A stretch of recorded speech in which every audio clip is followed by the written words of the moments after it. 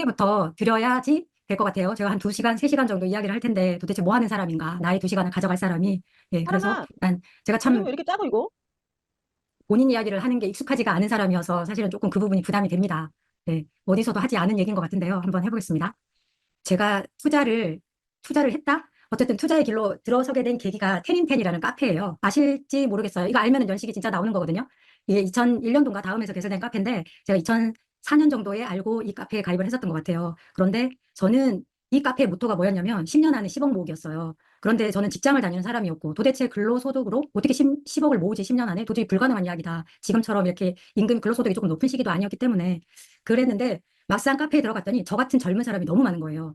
근데 이 10년 안에 10억 모으기라는 게 근로소득이 아니었어요. 투자였어요. 그 투자 종류가 주식도 있었고 부동산도 있었고 그걸 보고 이렇게 좀 약간 개안했다고 해야 되나? 눈이 트이더라고요. 그래서 아, 이런 세상이 있었구나. 저는 저희 세대가 다 그렇지만 재테크라는 교육을 받아본 적이 없었거든요. 그래서 돈을 모으는 방법을 알지도 못했고 경제에 대해서 그렇게 관심도 없었고 그랬었는데 이런 카페를 접하면서 이렇게 많은 정보를 접하고 그리고 이렇게 투자에 대해서 조금 이렇게 깨웠다. 그렇게 표현을 하는 게 맞는 것 같아요. 그래서 제가 이때부터 주식에 눈을 떴던 것 같아요. 그래서 물론 그 대가를 치르죠. 배우는 데는. 그러다가 이렇게 아, 아파트 청약이라는 걸 해봐야 되겠다. 그렇게 부동산에 관심을 가지게 됐습니다. 그리고 그때 저는 30대 초반이었기 때문에 사실 청약 통장을 그때 가입을 했어요. 그리고 나중에 청약을 해봐야 되겠다 생각을 하고 결혼을 했거든요. 결혼을 했는데 웬걸 이 남편이 10년짜리 청약 통장을 가지고 있는 거예요. 그래서 이게 어떻게 된 일이냐라고 했더니 어, 같은 회사의 직장 상사가 잠실주공에 투자를 하셨던 분인가 봐요. 그분이 너는 지금 할 게 없으니 청약 통장이라도 가입을 해라. 그렇게 해서 거의 한 9년 정도 된 통장을 들고 있더라고요. 그래서 참 기인을 또 남편이 만나가지고 그러면 아, 이 통장 갖고 있으면 청약을 한번 해볼 만하겠다라고 생각을 했던 것 같아요. 그래서 그 당시에 2005년, 2006년도에 택지 개발을 많이 했었거든요. 어, 뭐 용인 같은 데는 구성보라, 그리고 성남은 뭐 도촌, 그다음에 판교도 그때 했었죠. 그리고 뭐 의왕 같은데 그런데 많이 하고 정말 한 6개월을 남편하고 돌아다녔던 것 같아요. 땅 보러. 아무것도 없는 땅에 지구만 지정이 되어 있고 여기 아파트가 들어선다더라. 그 이야기를 듣고 이렇게 돌아다니면서 어디를 받을까라는 이제 꿈을 꾸면서 다녔던 것 같아요. 그래서 그 시기가 저는 그게 투자 공부인지도 몰랐어요. 그냥 앞에 눈앞에 해야 할 일이 있기 때문에 그냥 하는 거다라는 생각으로 했던 것 같거든요. 그리고 운이 좋게 청약을 받았고요. 근데 이 청약이 시작이었던 것 같아요. 그렇게 해서 대출을 알아보고 그리고 나중에 등기를 치고 세입자를 맞추고 이런 과정이 다 투자자로서 겪어야 될 과정이었더라고요. 그러면서 이제 부동산에 눈을 조금 떴던 것 같은데 그리고 또 하나의 계기가 뭐였냐면 지금 제가 이런 말씀을 드리는 이유는 내가 돈을 넣고 투자를 해야지 투자가 아니라 투자 그리고 책을 봐야지 투자 공부가 아니라 흐름을 지켜보는 것도 투자 공부라는 말씀을 하고 싶어서요. 제가 2006년, 7년 정도부터 하남에서 살았거든요. 그런데 하남에 그때 풍산지구가 택지 개발을 했었어요. 그런데 제가 그때 8천만 원짜리 21평 전세에 살고 있었는데 이 풍산지구 택지 개발을 하고 얘가 입주를 하면서 구, 구축 아파트가 전세가 2억짜리가 9천만 원까지 내려가는 걸 봤거든요. 그 당시가 2010년 정도였던 것 같아요. 근데 그거를 보고 나니까 아, 이렇게 움직인다고 가격이? 그 생각이 들어서 근데 돈은 없죠. 저는 이제 겨우 집 한 칸 마련한 사람이니까 그래서 그러면은 나는 33평으로 전세를 좀 옮기고 싶다. 그래서 그 시기에 마침 전세가 그 시기가 근데 한 6개월 이상 갔던 것 같아요. 그래서 그때 1억 2천인가에 33평짜리 아파트 전세를 옮겼던 것 같아요. 그러니까 매수였으면 너무 좋았지만 사실 그런 상황은 못 되었기 때문에 근데 그때 뭔가를 배웠었던 것 같아요. 아, 이렇게 되는 거구나, 부동산이라는 것이. 내가 지금 돈이 있었으면, 이걸 샀으면 난 1억 이상의 지금 돈을 벌었겠다라는 생각을 그때 했던 것 같아요. 그래서 지금도 그때 그 기억이 굉장히 생생해요. 그리고 지금도 다른 곳에 이렇게 신도시가 입주하거나 택지 개발이 이렇게 들어서는 거 보면 그 흐름을 계속 관찰을 하거든요. 제가 알고 있는 게 맞나 틀리나를 좀 확인하고 싶어서. 그런데 어김없이 비슷한 상황이 생기더라고요. 그래서 이번에 둔촌 입주를 하면서 울파포가 지금도 그런 학습 효과로 인해서 그런 일이 생기지 않을까라는 기대를 사실 하면서 바라보게 돼요. 일단 저의 그렇게 해서 제가 투자에 눈을 떴었던 것 같고요. 그리고 저는 이제 해외에서 좀 생활을 했기 때문에 사실 그 사이에는 투자가 힘들었었어요. 그럼에도 불구하고 할 수 있었던 게 분양권이었어요. 분양권은 해외에서도 아파트 청약은 가능했으니까. 그리고 그때는 바로 전매를 해도 세금이 50%였어요. 그래서 지금보다 환경이 훨씬 더 좋았기 때문에 제가 분양권만큼은 내가 할 수 있는 투자구나라는 생각을 했었고 그래서 분양권 투자는 해외에 있으면서도 했었던 것 같아요. 그리고 2018년인가 한국에 들어왔는데 생각이 바뀌었어요. 해외에서 생활하면서 빨리 은퇴를 하고 싶은 거예요. 남편도 저도. 그러면서 둘이서 뭘 하고 다녔냐면 땅을 보러 다녔습니다. 어, 제가 보러 다녔던 아파트하고 땅들이었는데요. 분양권 투자를 했었고 이야기에 너무 몰두해 있었네. 그리고 제가 세종시 장군면에 있는 땅이었어요. 이때 어, 세종시에는 젊은 공인중개사들이 많아요. 그래서 그 총각이 얼마나 이야기를 잘하는지 하루 종일 끌려다니면서 땅을 봤던 것 같아요. 그래서 그 중에 땅 중에 하나인데 이 땅이 지금까지도 8년이 지났는데도 야산으로 남아 있었어요. 그래서 보면서 아, 이 땅을 샀으면 자식한테 상속을 해야 될 뻔했구나라고 생각을 하고요. 그 이런 땅들이 또 어떤 땅은 정말 멋진 카페가 들어서서 그 땅을 놓친 게 제가 참 마음 아팠던 적도 있었고, 그리고 이런 택지개발지구인데요. 여기도 제가 그 원주민이 샀던 환지를 사러 갔었거든요. 그런데 그분이 그 환지를 3억에, 원가가 3억인데 5억에 2억을 피를 붙여서 팔더라고요. 근데 그 2억 때문에 굉장히 망설였던 것 같아요. 어떻게 보면 그 피가 당연한 거였는데. 그래서 이것도 또 놓쳤죠. 그런데 딱 2년 있다가 얘가 8억으로 뛰더라고요. 그래서 도대체 눈앞에서 놓친 게 얼마며 도대체 얼마나 삽질을 하고 다니는 거냐라는 생각을 많이 했었던 것 같아요. 근데 지금 와서 생각을 하면 그게 다 공부였던 것 같아요. 그리고 이제 제가 그런 삽질을 좀 하고 다니면서 한 생각이, 아, 그러면 뭔가 부족한 거다, 나한테. 경험이 부족하거나 지식이 부족하거나 그러니까 확신이 들지 않아서 투자를 못하는 거다라는 생각이 들어서 공부를 그러면 본격적으로 해봐야 되겠다라는 생각을 했던 것 같아요. 그러면서 투자 공부를 하는 스터디에도 가입을 해서 공부를 했고요. 제가 부동산 공부한 거였는데 이런 임장을 갔다 오면 임장 보고서를 계속 썼던 것 같아요. 전국을 모두 안다라고 할 수는 없는데 제가 찾아봤더니 꽤 있더라고요. 물론 지금에 비하면 굉장히 허접한데 이렇게 부동산 공부를 했었던 것 같아요. 그러면서 저는 또 다르게 공인중개사 공부를 이때 같이 했었어요.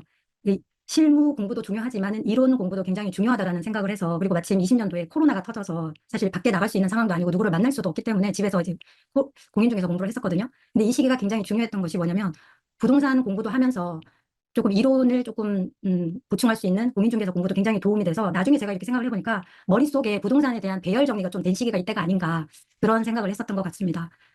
아, 네. 그리고 이후에 투자는 계속 해왔죠. 그 삽질도 많이 했고 상가도 해봤고 뭐 그런 투자를 했고요. 그러면서 제가 제일 기억나는 게 뭐냐면 음, 한 3년 전인가요? 제가 저 역시 다주택자라 그 12% 취득세 벽을 못 넘었거든요. 그래서 뭘 했냐면 공시가격 1억이나 투자를 했었어요. 그런데 한 번은 5개를 한 번에 사서 한 3달 안에 등기를 다 쳐야 되는 상황이었어요. 그런데 한 개가 딱 꼬여버리기 시작하니까 이게 암담한 상황이 딱 벌어지더라고요. 그래서 이걸 어떻게 해결해야 되나 잠이 안 온다는 게 그때 처음 경험이었던 것 같아요. 근데 이때는 주담보대출이 다 막혀 있었거든요. 그러면 방법은 이제 돌아가는 방법밖에 없었는데, 그래서 제가 참 대출 상담사한테 전화를 엄청 했었던 것 같아요. 그래서 어느 날, 근데 제가 이때 또 느낀 게 역시 유명하다는 사람 한두 명한테 연락하는 건 아무 의미가 없더라고요. 이상한 데서 저는 답이 왔었거든요. 그래서 어느 날 울산에 있는 작은 어촌 마을에 수협을 갔습니다. 그 수협에 갔더니 어촌에서 열심히 적금을 드시는데 대출은 아무도 안 받아가서 대출 한도가 이만큼이나 남아 있는 거예요. 그래서 그 돈이 저한테 올 수 있었던 거죠. 그렇게 해서 대출 자설을 하고, 그리고 통도사를 갔습니다. 통도사에서 이렇게 남편하고 통도사 들어가는 그 길을 걷는데 되게 안도를 느끼면서도 아, 이게 뭐 하는 짓인가 그런 생각을 좀 많이 했었던 것 같아요. 그럼에도 불구하고 제가 생각했던 거는 아, 쉽지 않은데 그래도 나는 투자를 떠나고 싶다는 생각은 안 든다. 뭔가 모르게 나한테는 맞는 게 있나 보다라는 생각을 했었습니다. 그래서 아직도 이 길을 투자자라고 불리는 걸 좋아하거든요. 아직도 이 길 위에 서 있는 것 같습니다. 자, 독서도 사실 투자하고 뗄 수 없는 항목이거든요. 이게 전부 제가 한 3년 동안 했던 행동들이에요. 이런 본계적을 엄청 썼더라고요. 제가 이 자료를 정리하면서 제가 썼던 본계적을 많이 찾아봤더니 많았습니다. 한 70개 정도 되더라고요. 근데 보니까 하나도 기억이 안 나요. 다 잊어버렸나 봐요. 그런데 아마 이 책들을 읽었을 때는 어떤 저의 마인드 이런 부분들에 굉장히 영향을 많이 줬을 거예요. 근데 지금은 이런 것들이 이미 저한테 들어와서 체화가 됐기 때문에 저는 이제 못 느끼고 있지 않을까? 그런 생각을 했었습니다. 자기계발, 투자하고 자기계발은 세트로 가는 것 같아요. 왜냐하면 저는 이 자기계발의 시간들이 나의 멘탈을 탄탄하게 만들고 어떤 상황에서도 흔들리지 않게 만들다라는 생각을 하거든요. 그래서 같이 가는 게 맞는 거다라는 생각을 합니다. 저는 이런 표 만들기를 좋아해요. 그래서 20년, 21년, 22년 계속 작성했습니다. 근데 이거를 하려고 하니까, 그리고 이거를 루틴화를 시키니까 하루가 너무 바빠요. 제가 주부잖아요. 근데 사람 만날 시간이 없어요. 이 조그만한 일이 하루 시간을 다 채워서 틈이 안 나는 거예요. 일하는 시간만큼.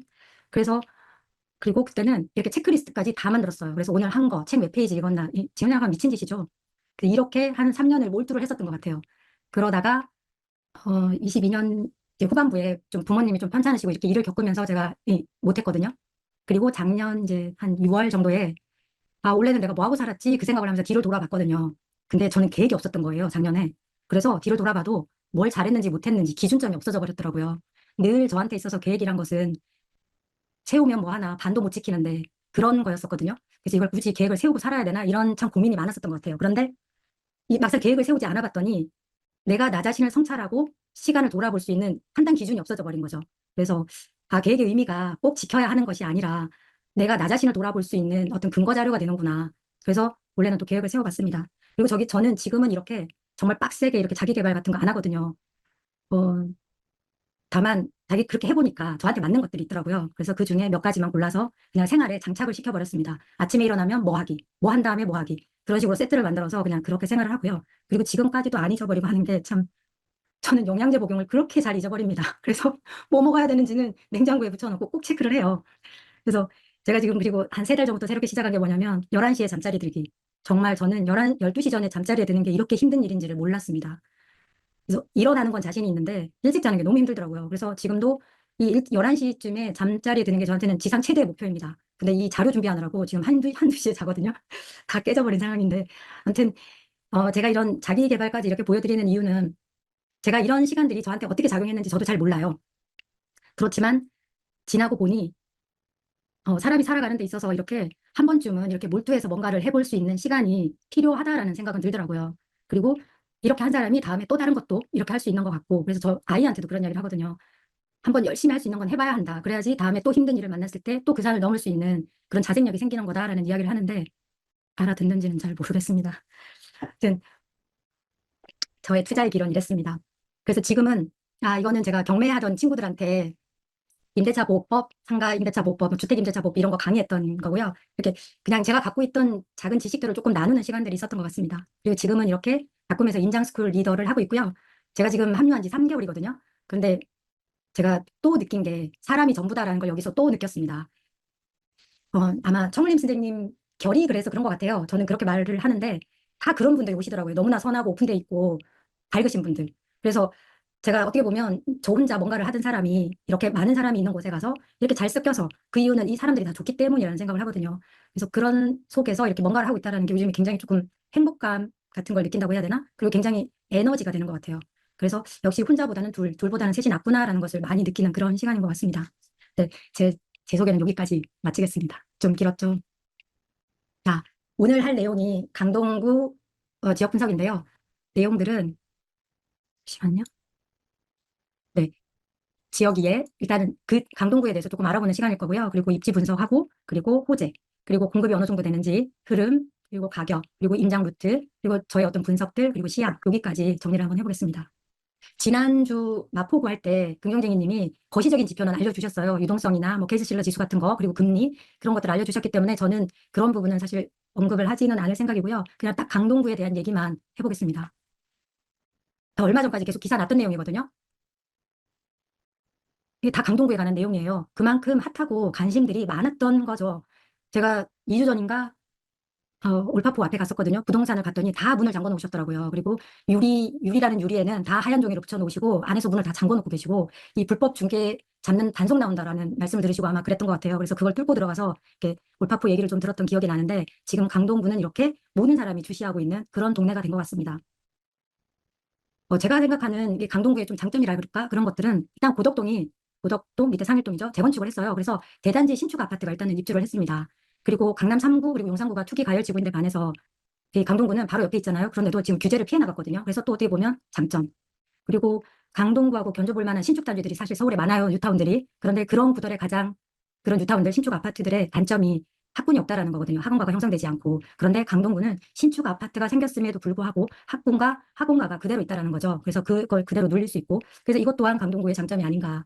그리고 지금 지하철 9호선 예, 그런 호재들이 있는데 이런 교통과 일자리 그리고 그래서 사실 지방에서도 굉장히 투자를 많이 한 곳 중에 하나가 강동구이더라고요.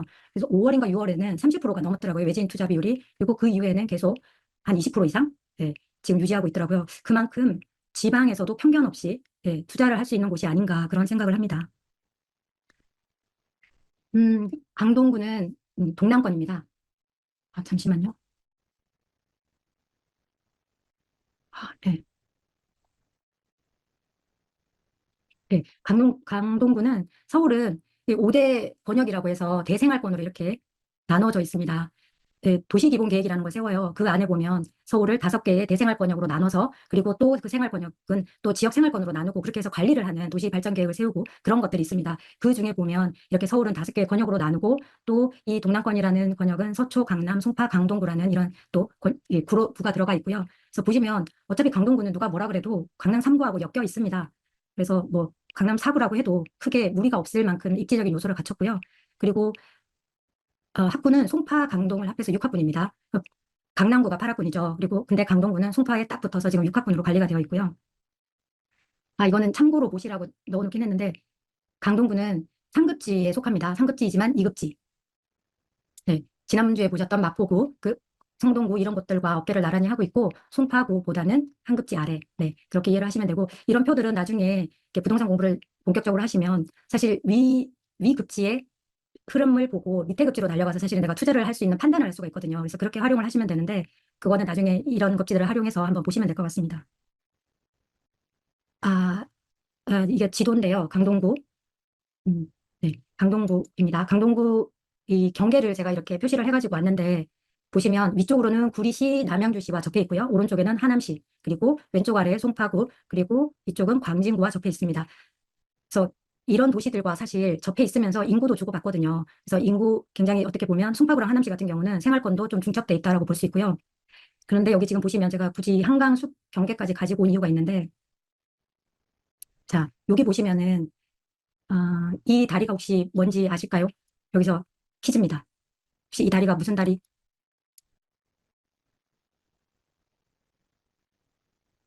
하리니님 글이 올라오나요? 네, 올라오고 있습니다. 네, 알아서 그럼 끊어주세요. 네. 답이 있죠? 네, 답이 나왔다고 생각하고 말씀을 드리겠습니다. 제가 지금 화면이 안 돼서요. 멀티가 지금 안 되는 상황입니다. 네, 이 다리는 세종 포천 고속도로입니다. 서울 세종이라고도 하고요. 고속도로를 잇는 구간인데요.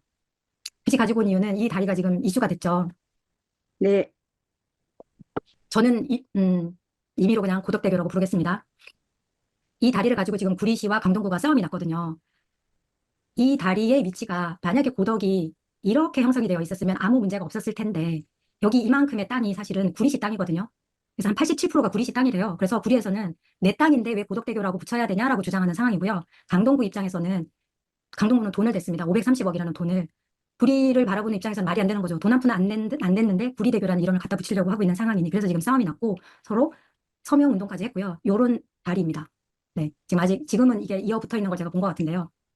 그래서 서로 서명운동하고 제출하고 지금 그런 상황인데 일단 결국은 한국지명위원회로 넘어갔습니다. 그래서 아마 그쪽에서 정한 대로 지금 될 것 같다라는 생각이 드는데 그래서 별거 아닌 것 같지만 이 한강이지만 이 사람이 사는 육지가 아니고 강이지만 이 경계라는 것은 이렇게 중요하다. 그런 걸 한번 말씀을 드리고 싶어서 굳이 가지고 왔고요. 그리고 강동의 인구는 아까 퀴즈 나왔었죠. 463550으로 제가 체크를 했었는데 오늘 그분이 맞추신 게 맞았어요. 46만 4,650명이었나? 그 사이에 한 1,000명 정도가 늘었더라고요. 한 3주, 4주 사이에. 가만히 생각해 봤더니 지금 강동 헤리티지 자기가 입주하는 기간이에요. 아마 그래서 전입신고가 더 되지 않았을까 그 생각을 해봤습니다. 그리고 인구는 작지 않습니다. 서울에서 상위 7%입니다. 그래서 25개 구 중에 7위 정도 하니까 적은 인구가 사는 곳은 아니다. 네. 그리고 강동구의 현재와 미래를 알기 위해서 제가 역사를 네, 과거라고 표현하는 것이 맞을 것 같은데요. 과거를 잠깐 말씀을 드리면 한강유역이잖아요. 그래서 천호동, 암사동은 옛날부터 사람들이 살았습니다. 그래서 암사동에서는 지금도 선사유적, 신석기 시대 그런 것들이 발견이 되기도 하고요. 그래서 천호동 같은 경우는 충청도, 뭐 강원도, 경상도 이런 데서 올라오던 물자들이 다 거쳐서 천호, 나루터 같은 데서 거쳐서 광나루 네, 그쪽으로 이렇게 건너가던 그런 곳이었거든요. 그래서 사람도 물자도 모이던 곳이었어요. 그래서 천호동 같은 경우는 마을이 일찍 형성이 되어 있었던 거죠. 그러다가 1936년에 일제시됐죠. 옛날 강나루거든요. 그때 광진교가 설치가 됐습니다. 그러면서 이제 수로가 아닌 육로로 강북과 연결이 된 거죠. 그러면서 점점 더 사람들도 모여들고 상업 중심지로 변해갑니다. 그리고 6.25 전쟁 이후에 저도 이번에 처음 알았는데 서울의 북쪽에 살고 있던 사람들이 천호동으로 그렇게 많이 몰려들었다고 해요. 그래서 지금의 천호 텍사스촌 있었던 거 기억하시죠? 네, 그쪽으로 몰려오셔서 그쪽에서 마을을 형성하고 살았다고 하더라고요. 그래서 그쪽에는 시장 같은 것들도 굉장히 많이 형성이 되어 있고 그랬습니다. 이게 천호동이 본격적으로 이렇게 발전하기 시작한 게 천호 토지구역 정리 사업을 하면서였거든요. 저희 나라가 6.25 전쟁이 끝나고 60년대, 70년대에 토지구역 정리 사업을 굉장히 많이 했습니다. 이 토지구역 정리 사업은 쉽게 말하면 국가가 주민들이 살던 아주 좀 척박하고 아무런 시설도 없는 그런 땅을 가져가서 토지를 말 그대로 정리를 하는 겁니다. 도로도 깔고 전기시설도 놓고 그렇게 해서 그 국민들한테 갖고 온 땅을 예를 들어서 100평을 가지고 왔다 그러면 90평을 돌려주고 10평은 국가가 갖습니다. 그게 일종의 그 토지를 정리하는 비용이라고 생각하면 되는 거죠. 그러면 100평을 주고 90평을 가져왔으니 사실은 손해본 셈인 거죠. 국민 입장에서는. 그런데 그게 아닌 게 이 토지 구역 정리를 하고 나면 땅값이 오릅니다. 그래서 내가 10평을 국가에 줬다고 해도 그 10평보다 훨씬 더 큰 수익을 맛볼 수 있는 거죠. 그래서 이런 사업들을 국가에서는 60년, 70년, 80년까지 계속 했습니다. 저희 나라는. 그래서 천호 토지구획 정리 사업도 69년 후반에 시작을 해서 70년도 초반에 완성이 됐을 텐데요. 이렇게 토지를 가지고 가서 반듯반듯하게 만들고 해서 집을 짓게끔 해준 거죠. 그리고 75년대에 볼 수 있는 이런 모습들인데요. 천호 지구가 여기가 아마 텍사스촌 있는 그쪽일 거라고 지금 얘기를 하시더라고요. 이렇게 언덕이 있는 걸로 봐서 지금 천호역 있는 쪽은 지금 평지거든요. 그래서 그런데 그리고 암사 같은 경우도 75년도 정도에 토지구획 정의 사업을 합니다. 그런데 천호 같은 경우는 단독주택이 들어왔었고요. 암사 같은 경우도 주택을 넣으려고 했는데 하다 보니 상업시설이 많이 들어왔어요. 그래서 암사 같은 경우는 이 주거시설과 상업시설이 좀 많이 혼재되어 있는 그런 지역이 되어버렸습니다. 그런데 둔촌주공 같은 경우를 보면 토지구획 정의 사업을 70년대 초반에 한 지역들이 천호와 암사였거든요. 근데 이때는 주택 트렌드가 단독주택이었습니다. 그래서 이때 이런 지역은 단독주택이 들어왔었고요. 그리고 집이 모자라면서 국가에서 이렇게 강동 쪽에 또 토지구획 정리를 더 하면서 그때 한 곳이 둔촌하고 고덕이었거든요. 근데 이때는 아파트 바람이 불기 시작했었어요. 그래서 이 둔촌주공 자리에는 아파트를 지어라 해서 아파트를 지었고 고덕지구 역시 고덕주공 같은 아파트를 지었거든요. 만약에 이 땅들도 70년대 초반에 토지구획 정리를 사업을 했으면 고덕은 지금의 고덕이 아닐 거예요. 아마 거기도 이런 단독주택과 빌라들이 혼재되어 있는 그런 주택이 되었을 거라고 생각해요. 그래서 부동산은 참 타이밍이 아닌가라는 생각을 제가 했거든요. 만약에 개발을 일찍 했으면 지금의 아파트가 들어서지 못했을 거고 그렇다면 지금까지도 암사동이나 천호동처럼 아파트가 들어온 게 아니라 이런 재개발하기 굉장히 힘든 구조, 상가와 주택이 혼합되어 있는 그런 구조라면 지금과 같은 위상을 누리지 못했을 거다. 그런 생각을 해봤습니다. 그래서 처음에 뭐가 들어왔냐에 따라서 참 그 땅의 가치가 달라졌다는 것을 제가 강동구를 좀 공부하면서 많이 느꼈거든요. 아, 고덕 토지 사업할 때 나온 것들인데 네, 알았어. 오빠 정리할 거야? 네, 음소거 잠깐 부탁드릴게요. 여기가 고덕지구입니다. 아마 이쯤이 고덕역일 것 같고요. 그리고 여기가 그라시움 자리고 여기가 뭐 아르테온하고 이런 그 재건축해서 들어간 곳인데 이런 식으로 해서 그때 당시에 개발이 진행이 되었다고 합니다. 그리고 둔촌주공이 77년도에 이렇게 건설을 했더라고요. 여기는 아마 뒤에 고층인 것 같아요. 둔촌주공이 1단지, 2단지는 5층짜리였고 3단지, 4단지는 10층짜리였거든요. 그래서 이렇게 둔촌주공이 건설이 됐고 철거를 하기 전 모습입니다. 그리고 고덕주공도 철거를 하기 전에 이렇게 5층짜리 이런 주택이었고요. 근데 이런 것들이 지금은 그렇게 비싼 신축이 되어 있습니다. 그렇게 강동구의 과거라고 해야 될까요? 그런 땅의 흐름, 그 부동산이 어떻게 변화됐는지는 이 정도로 보시면은 조금 이해가 더 잘 가실 거라고 생각이 됩니다. 제가 들어가기 전에 지금 아까 제가 말씀을 드릴 때 천호동과 암사동 같은 경우는 굉장히 주택가, 상가 등이 혼재되어 있다고 말씀을 드렸잖아요. 여기 보시면 초록색 점들이 굉장히 많죠. 이런 곳들. 네, 이런 곳들은 단독 다가구 주택입니다. 천호역이 여기에 있고 그리고 강동역이 여기 있습니다. 이 천호대로고요. 보시면 이 대로 쪽에는 지금 상업용 빌딩이 들어와 있어요. 그래서 이쪽은 상가지구입니다. 그런데 여기만 벗어나면 이렇게 단독주택과 빌라들이 빽빽하게 들어서 있는 곳이 천호동, 암사동, 길동, 그리고 성내동도 지금 그렇게 구성이 되어 있고요. 그러면 고덕 쪽으로 한번 가볼게요. 고덕인데요. 암사동은 아직도 이렇게, 네, 이렇게 단독 다가구 연립 다세대가 이렇게 많이 들어가 있는데 아파트가 지금 빨간색이에요. 아파트 같은 경우 보시면 점이 찍혀 있잖아요. 이게 다 아파트입니다. 그래서 지금 보시면 동네가 딱 보이거든요. 위쪽에 있는 고덕동과 명일동 같은 경우는 다 아파트고 그리고 암사역이 있는 뭐 암사동 이런 쪽, 천호동 이런 쪽은 다 단독 다가구 연립 다세대 주택이구나라는 것을 화면을 통해서 볼 수 있고요. 일단 네, 잠깐만요. 들어가기 전에 강동구 지도를 잠깐 보실게요. 여기가 강동구입니다.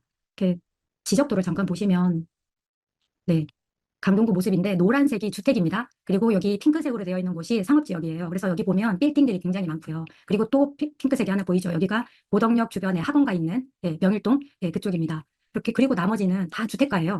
주택을 지을 수 있는 땅들이고 그리고 여기 보시면 고덕동에 이렇게 녹지가 있습니다. 그래서 고덕동은 굉장히 주거가 편한 곳입니다. 쾌적하고 이렇게 근린공원이나 고덕산 같은 그런 것들이 있어서 산책하기도 좋고요. 그리고 여기가 둔촌주공 자리인데 둔촌주공 뒤에를 보시면 일자산이라는 산이 있어서 또 여기 역시 거주 여건이 조금 좋은 편이고요. 네, 여기가 아마 올림픽 공원이겠죠. 이렇게 되어 있습니다. 그리고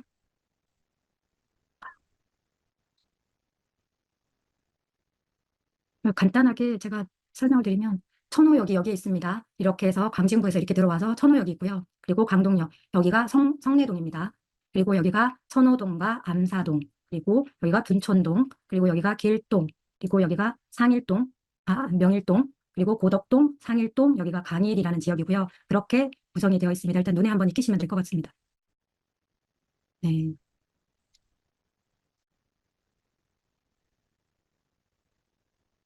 네. 어, 강동구에 대해서 조금 더 알아보기 전에 도시기본계획을 살펴볼 건데요. 도시기본계획이라는 것은 우리나라는 국계법이라는 게 있습니다. 국토의 계획 및 이용에 관한 법률이라고 해서 그 하위단에 또 광역 단위의 계획을 세우거든요. 그래서 서울특별시 그리고 뭐 경기도 이렇게 도 단위의 계획을 세우고 그 밑에는 또 도시기본계획이라는 것을 세웁니다. 그 도시기본계획에 이 구는 어떻게 발전을 해 나갈 것이고 관리를 하겠다라는 것이 나타나 있습니다. 그래서 투자를 할 때는 사실 이런 부분을 보기는 해야 됩니다. 그런데 굉장히 페이지 수가 많고 2030 지역 생활권 같은 경우는 230페이지였나 그랬던 것 같아요. 그래서 그런 것을 사실 다 보기가 쉽지가 않기 때문에 그냥 저는 지금 같은 경우는 제가 이제 필요한 것들만 뽑아서 왔습니다. 강동구나 서울시에서 강동구를 바라보는 뷰이거든요. 일단 서울에는 12개의 중심 지역이라는 것을 갖고 있습니다. 근데 다행히 천호동, 길동이 그 지역 중심에 포함이 됩니다. 그런데 이 천호 길동을 그러면 서울시에서는 어떻게 바라보느냐? 업무 상업의 중심 기능을 강화할 곳이라고 바라보고 있습니다. 그래서 일자리를 지원하겠다. 그리고 광역 교통 기능도 우리는 제고해서 도시 그 수도권으로 경기도로 나가는 버스 노선도 확대를 해주겠다. 그런 어떤 생각을 가지고 바라보고 있고요. 그리고 재건축 시장에 관한 언급도 있습니다. 재건축 사업이 지역 내 주택 시장에 미치는 파급 효과를 면밀히 검토하겠다라는 얘기거든요. 결국은 지금 재개발 재건축할 것이 강동구에 굉장히 많습니다. 그런데 한 번에 허가를 하지는 않겠다라는 의미인 것 같아요. 그래서 파급 효과를 보겠다라는 것은 공급이 너무 많아서 문제가 생길 수 있으니 이 인가를 하는 단계를 시간 조절을 하겠다. 아파트별로 또는 재개발 단지별로 그런 것들을 보여주는 뷰라고 생각을 하시면 될 것 같고요. 그래서 무작정 되지는 않을 거다. 그리고 저층 주거 지역이 많습니다. 단독주택이 많고 다세대 빌라가 많았잖아요. 그래서 이런 구역을 어떻게 바라보냐면 상업 업무 등이 과도하게 유입되어 주거 환경이 악화되고 있는 용도 혼재 지역이라고 바라보고 있습니다. 이 지역은 정확하게 찍어서 얘기를 하는데요. 암사동, 길동입니다. 그러면 이 부분은 지금 재개발하는데 적극적으로 나서겠다는 얘기거든요. 그래서 그런 뷰를 일단 바라보면 될 것 같고요. 그리고 선호동, 길동 여기 있죠. 그래서 역세권 사업을 적극적으로 추진하겠다. 길동 앞에도 그렇고.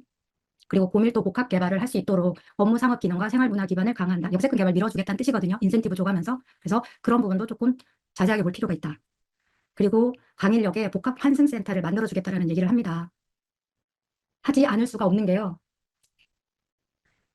지금 5호선이나 9호선 같은 경우에 강동에 그냥 점만 찍은 거거든요. 그냥 우리는 거기다 넣어줬다라는 걸로 사실 끝이 난 거죠. 물론 8호선 같은 경우는 이번에 암사역에서 별내까지 연결이 됐지만 그런데 그렇게 했더니 경기도 입장에서는 강동으로 오거나 잠실을 갈 때 차를 타고 오는 거죠. 그랬더니 서울로 차가 막 밀려오는 겁니다. 그러면 이 문제를 해결하기 위해서는 교통망을 하지 않을 수가 없는 거죠. 그래서 전철도 연결시켜줘야 되고 도로도 더 연결해야 하고 그리고 버스 같은 것도 더 많이 연결시켜야 하고 지금 그런 상황이 대두가 된 거죠. 그래서 강동구가 사실은 그런 혜택을 보는 지역이다. 왜냐? 서울의 끝지역이 있으면서 수도권에 있는 다른 경기도 북부나 동쪽에 있는 지역들과 더 이렇게 밀접하게 더 이렇게 교류가 일어나는 지역이기 때문에 더 교통망을 연장을 할 수밖에 없는 상황이 된 거라고 보실 수 있을 것 같습니다. 그래서 저는 그렇게 이해를 했고요. 그래서 교통은 더 좋아질 수밖에 없다. 지금과 달리. 네. 그리고 서울시에서 바라보는 뷰도 복합 환승센터라는 것까지 만들어서 해주겠다. 교통 연계를. 네. 그렇게 지금 바라보고 있는 것 같습니다. 그래서 서울시에서 바라보는 도시기본계획은 이 정도로 이해를 하시고 여기에 맞춰서 강동구를 이해하시면 도움이 좀 될 것 같습니다. 자, 행정 단위를 보실게요. 아까 지도에서 잠깐 보셨을 텐데 천호동, 성내동이 지금 밑에 있고요. 그리고 암사동, 그리고 고덕동, 명일동, 강일, 상일, 그리고 길동, 둔촌동 이렇게 있습니다. 제가 이렇게 자꾸 말씀드리는 이유는 이렇게 하면서 눈에 익어서 나중에는 다 기억을 하시더라고요. 강동구는 원래 강동구가 아닙니다. 원래는 강주군이었습니다. 그러다가 서울시 확장 정책을 펼쳤죠. 그러면서 성동구에 편입이 되었고요. 그리고 성동구가 너무 이렇게 면적이 커지기 시작하면서 강남구로 분구가 됐습니다. 그리고 강남구도 또 커지기 시작한 거죠. 그래서 인구가 점점점 모여들고 그러다가 강동구로 분리가 됐습니다. 그러다가 강동구 인구가 100만이 넘었습니다. 서울시는 인구 100만이 넘으면 이 구를 분리를 하거든요. 그래서 이때 송파구가 떨어져 나가죠. 그래서 지금의 강동구가 된 거죠. 88년으로 기억을 하고 있습니다. 그래서 결국은 강동구는 강남구, 송파구하고 한 몸이었었던 것 같습니다. 강남 4구라고 또 말할 수 있는 근거가 되는 것 같습니다. 자, 그러면은 이 생활권을 보실 텐데요. 천호동, 성내동이 이렇게 같은 생활권으로 묶여 있고요. 그리고 암사동이 하나의 생활권으로 묶여 있고 명일, 고덕 생활권으로 묶여 있고 그리고 강일, 상일, 그리고 일동, 둔촌동 이렇게 5개의 인접한 지역을 묶어서 그리고 그 지역의 어떤 특성이 비슷한 그런 지역들끼리 묶어서 생활권으로 관리를 하고 있습니다. 자, 천호동, 성내동 일단 묶어 있는 지역 생활권을 보실 건데요. 이렇게 1, 2, 3동이 묶여 있고요. 그리고 성내 1, 2, 3동이 있습니다. 이곳은 두 곳을 합해서 강동구에 한 20% 정도를 차지합니다. 인구도 굉장히 많습니다. 34% 정도를 차지하고 있고요. 오래전부터 사람들이 살았던 곳이어서 어떻게 보면 지금까지도 강동구의 중심이라고 할 수 있고요. 그런데 여기에 단독주택 다세대가 많다고 제가 말씀을 드렸잖아요. 65세 이상 독거 노인들의 그 거주 비율이 굉장히 높습니다. 그리고 1인 가구 비율도 높은 편이고요. 그리고 기초생활수급자 비율도 조금 높은 편입니다. 그래서 이 생활 수준을 어느 정도 가늠해 볼 수 있고요. 그리고 자영업 중심의 산업 기반이기 때문에 그다지 소득이 높지는 않아 보입니다. 그리고 천호대로를 이렇게 중심으로 해서 상업 지역이 이렇게 형성된 걸 아까 보셨을 것 같고요. 지도에서. 그리고 대부분의 주택이 굉장히 노후했고 5층 미만의 주택들이 많이 있고요. 그, 이 어르신들이 월세 수익이 높다고 합니다. 그런데 이 지역도 사실은 천호 뉴타운으로 지정이 돼서 지금은 재개발을 한참 하고 있는 상황이고요. 그리고 성내동 같은 경우는 특화거리를 만들었더라고요. 그래서 뭐 쭈꾸미, 뭐 강풀 만화거리 이런 것들이 형성이 돼 있던데 개인적으로 집을 허물어야 될 정도로 굉장히 노후했는데 벽화를 열심히 그려놨더라고요. 잠깐 나가서 네. 음, 로드뷰를 잠깐 볼게요. 자, 여기가 천호역이고요. 지금 여기가 로데오 골목입니다. 로데오 골목을 이렇게 들어가면은 양가에 이렇게 상권이 형성이 되어 있고요. 제가 이렇게 열심히 가는 이유는 보여드리고 싶은 게 있어서요. 네, 이렇게 멀었나? 네, 드디어 나왔네요. 이 자리가 그 유명한 텍사스 촌이 있었던 자리거든요. 지금은 천호 1구역으로 재개발이 돼서 이렇게 중흥 S클래스가 지금 들어오려고 9월에 지금 입주를 하네요. 들어오도록 되어 있습니다. 이 자리가 원래는 예, 이런 것들이 있었던 곳이고요. 여기는 그래도 상업지역이어서 조금 정리가 되어 있는 편인데 음, 조금 더 뒤로 가보겠습니다. 이런 곳들을 들어가면 이렇습니다. 그래서 이렇게 주택과 이런 곳은 위에는 주택이죠. 그리고 밑에는 이런 상가들이 이렇게 있고 굉장히 노후한 걸 볼 수 있을 텐데요. 그리고 여기 가면 지하에 집이 아직도 많이 있습니다. 그래서 침수 걱정을 해야 될 정도고요. 네, 상황이 이렇습니다. 네, 이 뒤쪽은 지금 그래서 지금 재개발을 해야 되는 상황인데 또 천호역이 있는 대도로변을 나오면 또 이렇게 말끔합니다. 여기가 현대아파트고요. 여기서 쭉 가면 이제 천호대교가 나오는데 뒤로 돌아서 한번 가볼게요. 여기 이마트가 있고요. 천호대로를 쭉 가면 이쪽이 성내동인데 쭉 다 빌딩이고요. 대기업들 본사도 몇 군데 있는 걸로 알고 있고 이렇습니다. 그래서 굉장히 양극화가 진짜 심하죠. 네, 임장을 가시면 실제로 눈으로 확인하시면 될 것 같은데 또 궁금하실까 봐. 네. 아, 네. 그리고 그림 보셨겠지만 아까 제가 퀴즈 냈었거든요. 이 한이의 만화의 무대가 됐던 곳이 성내동이에요. 그래서 성내동 가면 우리가 한이가 그때 제가 기억하기로 옥탑방 같은 데 살았던 걸로 기억을 하거든요. 그런 만화를 그릴 때 그 동네를 성내동을 직접 배경으로 해서 그렸다고 해요. 굉장히 신기하더라고요. 네, 그리고 암사 지역 보겠습니다. 암사 지역은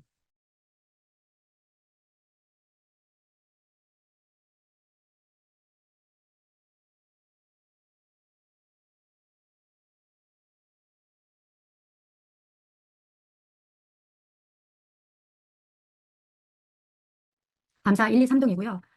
여기는 녹지 비율이 굉장히 높습니다. 개발을 마음대로 못하죠. 선사 유적지가 있어서. 그래서 인구 밀도가 좀 낮은 편에 속하고요. 그리고 그나마 인구가 계속 빠져나간다고 합니다. 여기 역시 단독 다가구 다세대 주택이 좀 많은 편이고 강동구 다른 곳에 비하면 땅값이 조금 낮다고 해요. 그런데 그 필지들이 소규모 필지보다는 조금 더 이렇게 큰 땅의 주인들이 많은 셈인 거죠. 그래서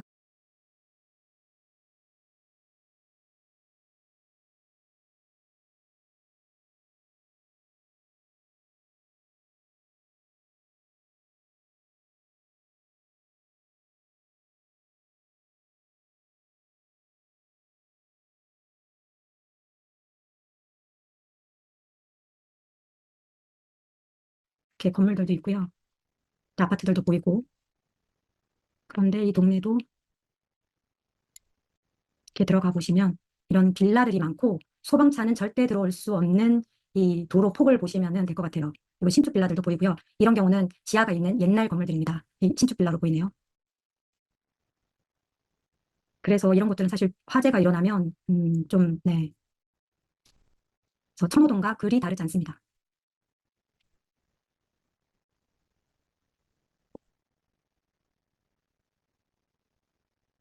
네, 그리고 명일 고덕 쪽을 보실게요. 여기가 고덕역이 있던 곳이고요. 고덕 1, 2동 그리고 명일 1, 2동 사실 가장 중요한 지역이죠. 어, 한 인구수가 한 20% 정도 됩니다. 그리고 고덕 2주공부터 7단지까지 이렇게 재건축을 해서 지금 고층 아파트가 들어서 있는 곳이고요. 아까 보셨던 것처럼 근린 공원이 많습니다. 산도 있고. 그래서 휴식 공간이 좀 많고 굉장히 쾌적한 주거 지역이라고 보면 될 것 같아요. 그리고 명일동에는 학원가가 일단 형성이 돼 있고, 그리고 우리가 알고 있는 배재중고등학교, 한영외고, 한영중학교, 한영고등학교 그런 어떤 명문 학군들이 있는 곳이고요. 그리고 경희대 병원 같은 그런 의료시설들이 잘 되어 있고, 그리고 지금 일자리가 생기고 있습니다. 고덕강의 공공주택지구 안에 상업업무 복합단지가 조성이 되고 있어요. 고덕 비즈밸리라고 얘기를 하는데, 이케아가 아마 내년 봄쯤에 오픈을 한다고 들었고요. JYP 사업 같은 건물들이 지금 입주 예정이 되어 있고, 가장 큰 호재는 당연히 9호선 연장이겠죠. 네, 이쪽 지역입니다. 확실히 다르죠. 밀집도가. 네, 그라시움 앞에 사거리입니다. 여기가 그라시움 건물이고요. 그리고 아르테온 이렇게 사거리. 같은 강동인데도 분위기가 확실히 다릅니다. 그리고 명일동의 고덕역 주변에 오면 지금 이렇게 한참 공사 중입니다. 고덕역 환승센터를. 그리고 이마트가 있고요. 그리고 여기는 재건축해야 되는 상록 아파트가 있고, 이쪽으로 가면 또 여기도 지금 재개발할 곳이, 재건축할 곳이 굉장히 많은데, 이런 명예 4인방이라고 불리는 그런 아파트들이 쭉 있고 사뭇 다릅니다.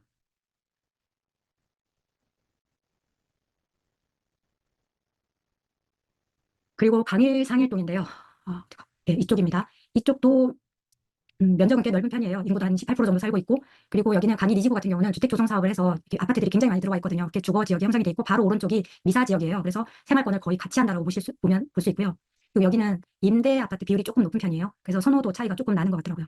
그리고 여기에 또 일자리가 있습니다. 첨단 업무단지라고 해서 지금 삼성 엔지니어링이나 삼성물산 같은 그런 엔지니어링 관련된 업체들이 굉장히 많이 들어와 있고요.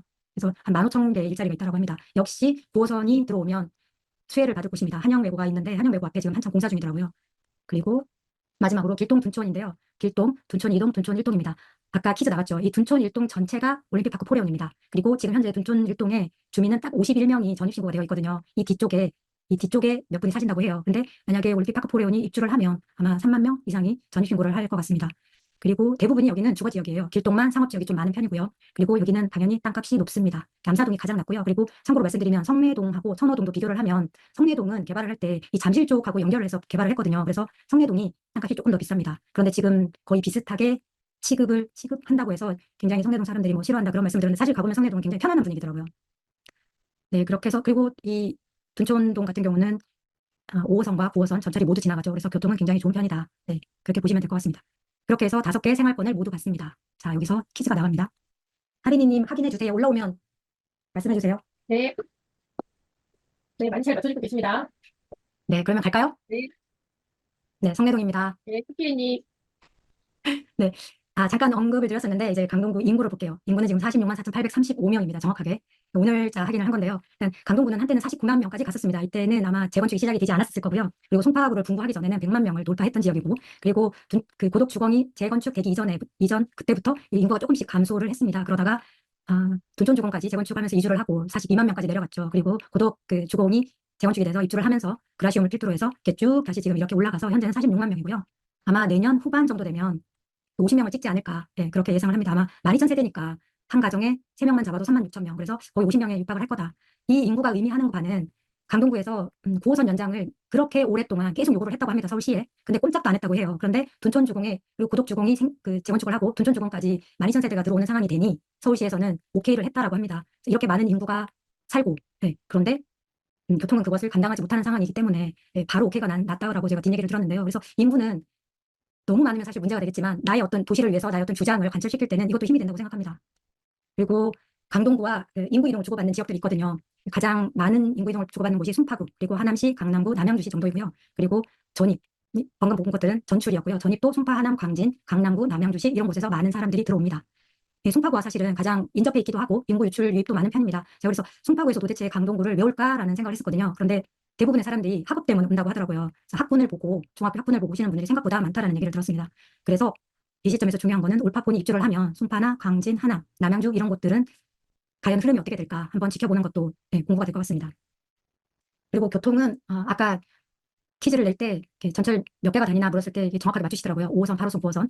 5호선이 사실 다니기는 하지만 이게 지선이거든요. 그래서 이렇게 불편함이 많습니다. 저 역시 이 하남을 가야 되는데 마천에 가서 앉아 있었던 적도 있고요. 그래서 그 불편함을 진짜 저까지 느낄 정도니까요. 그리고 9호선 같은 경우는 지나기는 하지만 중앙보훈병원에서 끊겨서, 사실 이건 이제 연장이 확정이 났으니까 사실 시간만 지나면 해결될 문제이고, 그리고 8호선 같은 경우도 암사역에서 끝이 났지만 다시 연결이 돼서 별내선까지 연결이 되어 있습니다. 그리고 제가 지금은 전철만 했고요. 교통망은 조금 더 많이 확충이 됐다고 합니다. 버스 교통망은.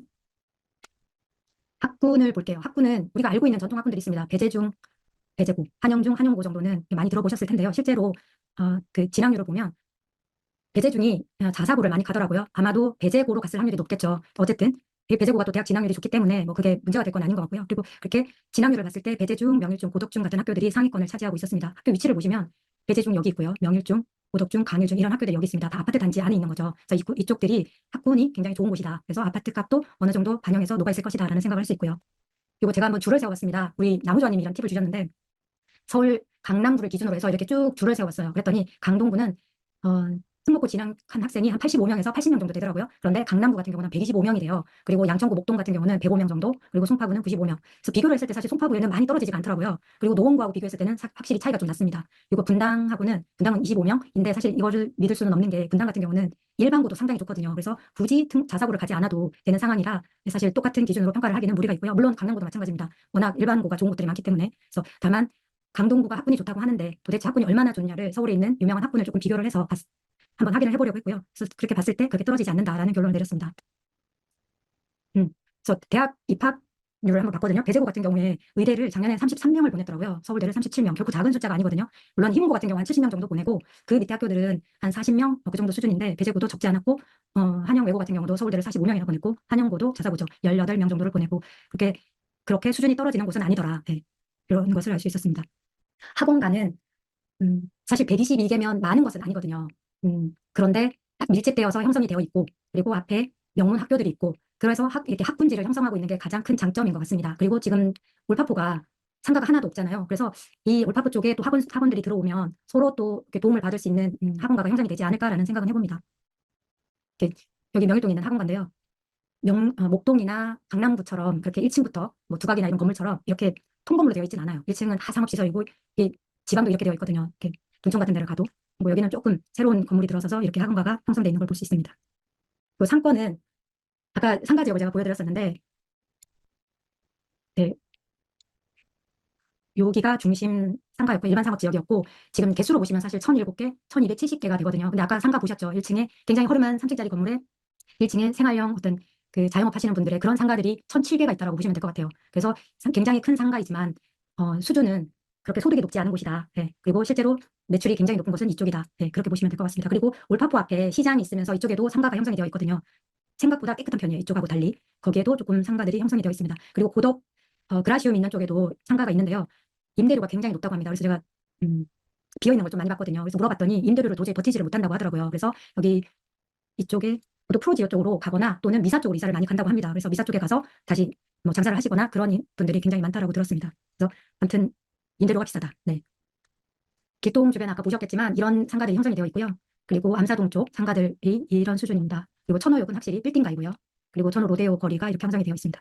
또 일자리 보시면 제가 쭉 찾아봤더니 이 서울 1위부터 10위까지의 강동구는 없더라고요. 네, 여기는 없었고 그래서 지금 일자리 수를 체크를 했더니 한 75,000개가 나왔어요. 그래서 봤더니 상일동에 19,000개 정도가 있었습니다. 상일동에 첨단 업무 단지가 있죠. 그래서 거기에 지금 19,000개 정도의 자리가 형성이 되어 있는 것 같고 성내동, 고덕동, 천호동 순으로 일자리가 지금 있습니다. 지금 강동구청에서 얘기하기를 2025년까지 일자리 5만 개를 우리는 창출하겠다라고 얘기를 합니다. 그러면 지금 현재 75,000개에다가 5만 개를 합하면 125,000개죠.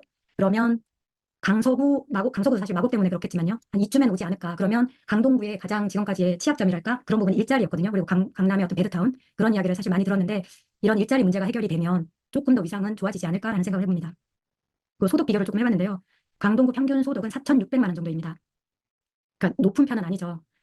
이 빨간색이 종합소득이고요. 사업소득입니다. 이렇게 사업을 하거나 장사를 해서 버는 돈. 그리고 이 파란색이 근로소득입니다. 그래서 종로구까지 사실 보시면 이 사업소득으로 소득을 올리시는 분들이 훨씬 더 소득 금액이 높습니다. 그런데 송파구부터는 쭉 근로소득을 받으시는 분이 사업소득자보다 소득이 높아요. 결국은 이쪽에는 고소득 연봉을 받는 그런 근로자가 많다고 볼 수 있고요. 이쪽에는 진정한 부자들, 네, 사업소득을 많이 버시는 그런 분들이 많은 곳이라고 볼 수 있을 것 같습니다. 그리고 교통, 이게 호재인데요. 강동구에 호재가 몇 개 있습니다. 교통, 일자리 그런 것들인데요.